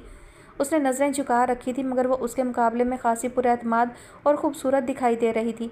उसने अपना बाजू करीब बैठे बच्चे के गिर्द फैला रखा था। वो बच्चा सानिया के बाजू के हल्के में ज़रूर था, मगर उसकी सारी तवज्जो उस रोती हुई आंटी की जानिब थी। वो उस बच्चे को देखती रही। एकदम उसे उस बच्चे में बहुत कशिश महसूस हुई। उसे उस बच्चे का चेहरा तैमूर के चेहरे की याद दिला रहा था। मगर इससे पहले कि वो उस बच्चे को मुखातिब करती, दरवाज़ा बहुत उजलत से खोलकर शाहनवाज़ अंदर दाखिल हुआ था। एक पल के लिए उससे उसकी नज़रें टकराई थी, फिर उसने सरहद से नज़रें झुका ली। शाहनवाज़ का चेहरा खुशहाल ज़िंदगी का मुँह बोलता सबूत था और वो उसके चेहरे पर हैरत देख चुकी थी। एबक, उसने शाहनवाज़ की मतवाज़न आवाज़ सुनी। आओ मास्टर, हम अंदर चलते हैं। उसने तड़प कर सर उठाया। वो उस बच्चे को रोकना चाहती थी, मगर सामने का मंजर उसकी हर सलाहियत को अपने साथ बांध चुका था। शाहनवाज़ सानिया का कंधा थपथपाकर अपने बच्चे की उंगली थामकर दूसरे दरवाजे में गायब हो गया था। तुमने जो कहना था वो कह लिया। जिस वक्त वो धुंधलाई हुई आंखों से दरवाजे को देख रही थी, उसने सानिया को कहते सुना। उसका लहजा दो टोक और किसी भी किस्म की गुंजाइश से आ रही था। तुम अब यहाँ से जाओ। मेरे शौहर घर आ चुके हैं और उन्हें ये बात पसंद नहीं है कि कोई भी गैर मुतल्लका शख्स आकर हमारे घर बैठा रहे। एक बात और, तुम हमारे बेटे को देख चुकी हो। मुझे तुम्हारी आमद के मुतालिक ज़रा सा भी अंदाज़ा होता तो मैं उसे आज घर पर ही ना रहने देती, कहीं भिजवा देती, मगर तुम्हारे सामने ना आने देती। अपनी औलाद को किसी ऐसे इंसान की सोबत से बचाना जिससे उसे नुकसान पहुंच सकता हो, बहरहाल माँ बाप की ज़िम्मेदारी होती है। और तुम्हें तो यूँ भी मुझसे हर उस इंसान को छीनने की आदत रही है जिससे मैं मोहब्बत करती हूँ। दोबारा तुम्हें कहीं ऐबक दिखाई दे तो नज़रें हटा लेना और उसे नुकसान पहुँचाने की कोशिश मत करना। मैं कई बार खामोश रही हूँ, इस बार नहीं रहूँगी। तुम मुझे ऐसा समझती हो? उसके लबों से कपकपाते अल्फाज निकले थे और जवाबन सानिया के चेहरे पर बहुत तमस्खराना तबस्सुम बिखर गया था। तुम क्या हो ये तुम बेहतर समझती हो। सानिया ने अल्फाज जैसे उसके मुंह पर दे मारे थे। गेती की आंखें आंसुओं से जलने लगीं। तो क्या मैं समझूं कि तुम मेरी कोई मदद नहीं करोगी? उसने बहुत आस से पूछा था। अक्लमंदी का तकाजा तो यही है। वैसे भी ज़िंदगी भर तुमने हर तरह अपनी मदद खुद ही की है। मुझे हैरत है तुम मेरे पास कैसे आ गई हो। तुम यहाँ से जाओ, मुझे यकीन है अपनी मदद के लिए तुम्हें हमेशा की तरह कोई ना कोई रास्ता मिल ही जाएगा। सानिया का लहजा सफाक था। गेती की आंखों में रुके आंसू बह निकले। वो खामोशी से उठी और बाहर निकल गई। वो उस घर से यूँ निकली थी जैसे जवारी खाली हाथ होकर निकलता है। उसकी ज़िंदगी के हर रास्ते पर तारीकी उसे निगलने को तैयार खड़ी थी। दिल की बिसात पर उसकी हर चाल नाकाम रही थी। नतीजतन मात उसका मुकद्दर बनी। आज वो तन्हा, बेबस थी और खाली हाथ थी। पछतावे और नाकामी के एहसास से बेजान होती वो वहीं सड़क पर बैठकर रोने लगी। सुनसान सड़क पर सूखे पत्तों से खेलती हवा ने रुककर उसे तरहम से देखा, फिर दबे कदमों आगे बढ़ गई। सड़क पर वो तन्हा थी, बिल्कुल तन्हा। ख़त्म शुद्ध। जी तो डियर लिसनर्स, फाइनली ये नावल भी अपने इख्तिताम को पहुंचा और बेहद अच्छा नावल था। मुझे तो बहुत ज़्यादा पसंद आया और बहुत ही मरबूत तरीके से जो है वो राइटर ने इसको आगे बढ़ाया और काफ़ी सस्पेंस रहा, ख़ास तौर पर शाहनवाज़ और गुलबानो की कहानी को लेकर। और लेकिन वो कहानी जितनी इन्होंने वो छुपा कर रखी, मतलब बहुत ही तकरीबन एंड में आके उसका पता चला है। शुरू से उसके बारे में बस एक तजस्सुस ही क्रिएट किए रखा, तो वो उतनी सनसनीखेज़ नहीं थी जितनी कि उन्होंने बताई थी, दिखाई थी, जितनी कि महसूस हो रही थी। लेकिन अलबत्ता बहुत अच्छी, बहुत ज़बरदस्त कहानी थी, बहुत ही अच्छा नावल रहा।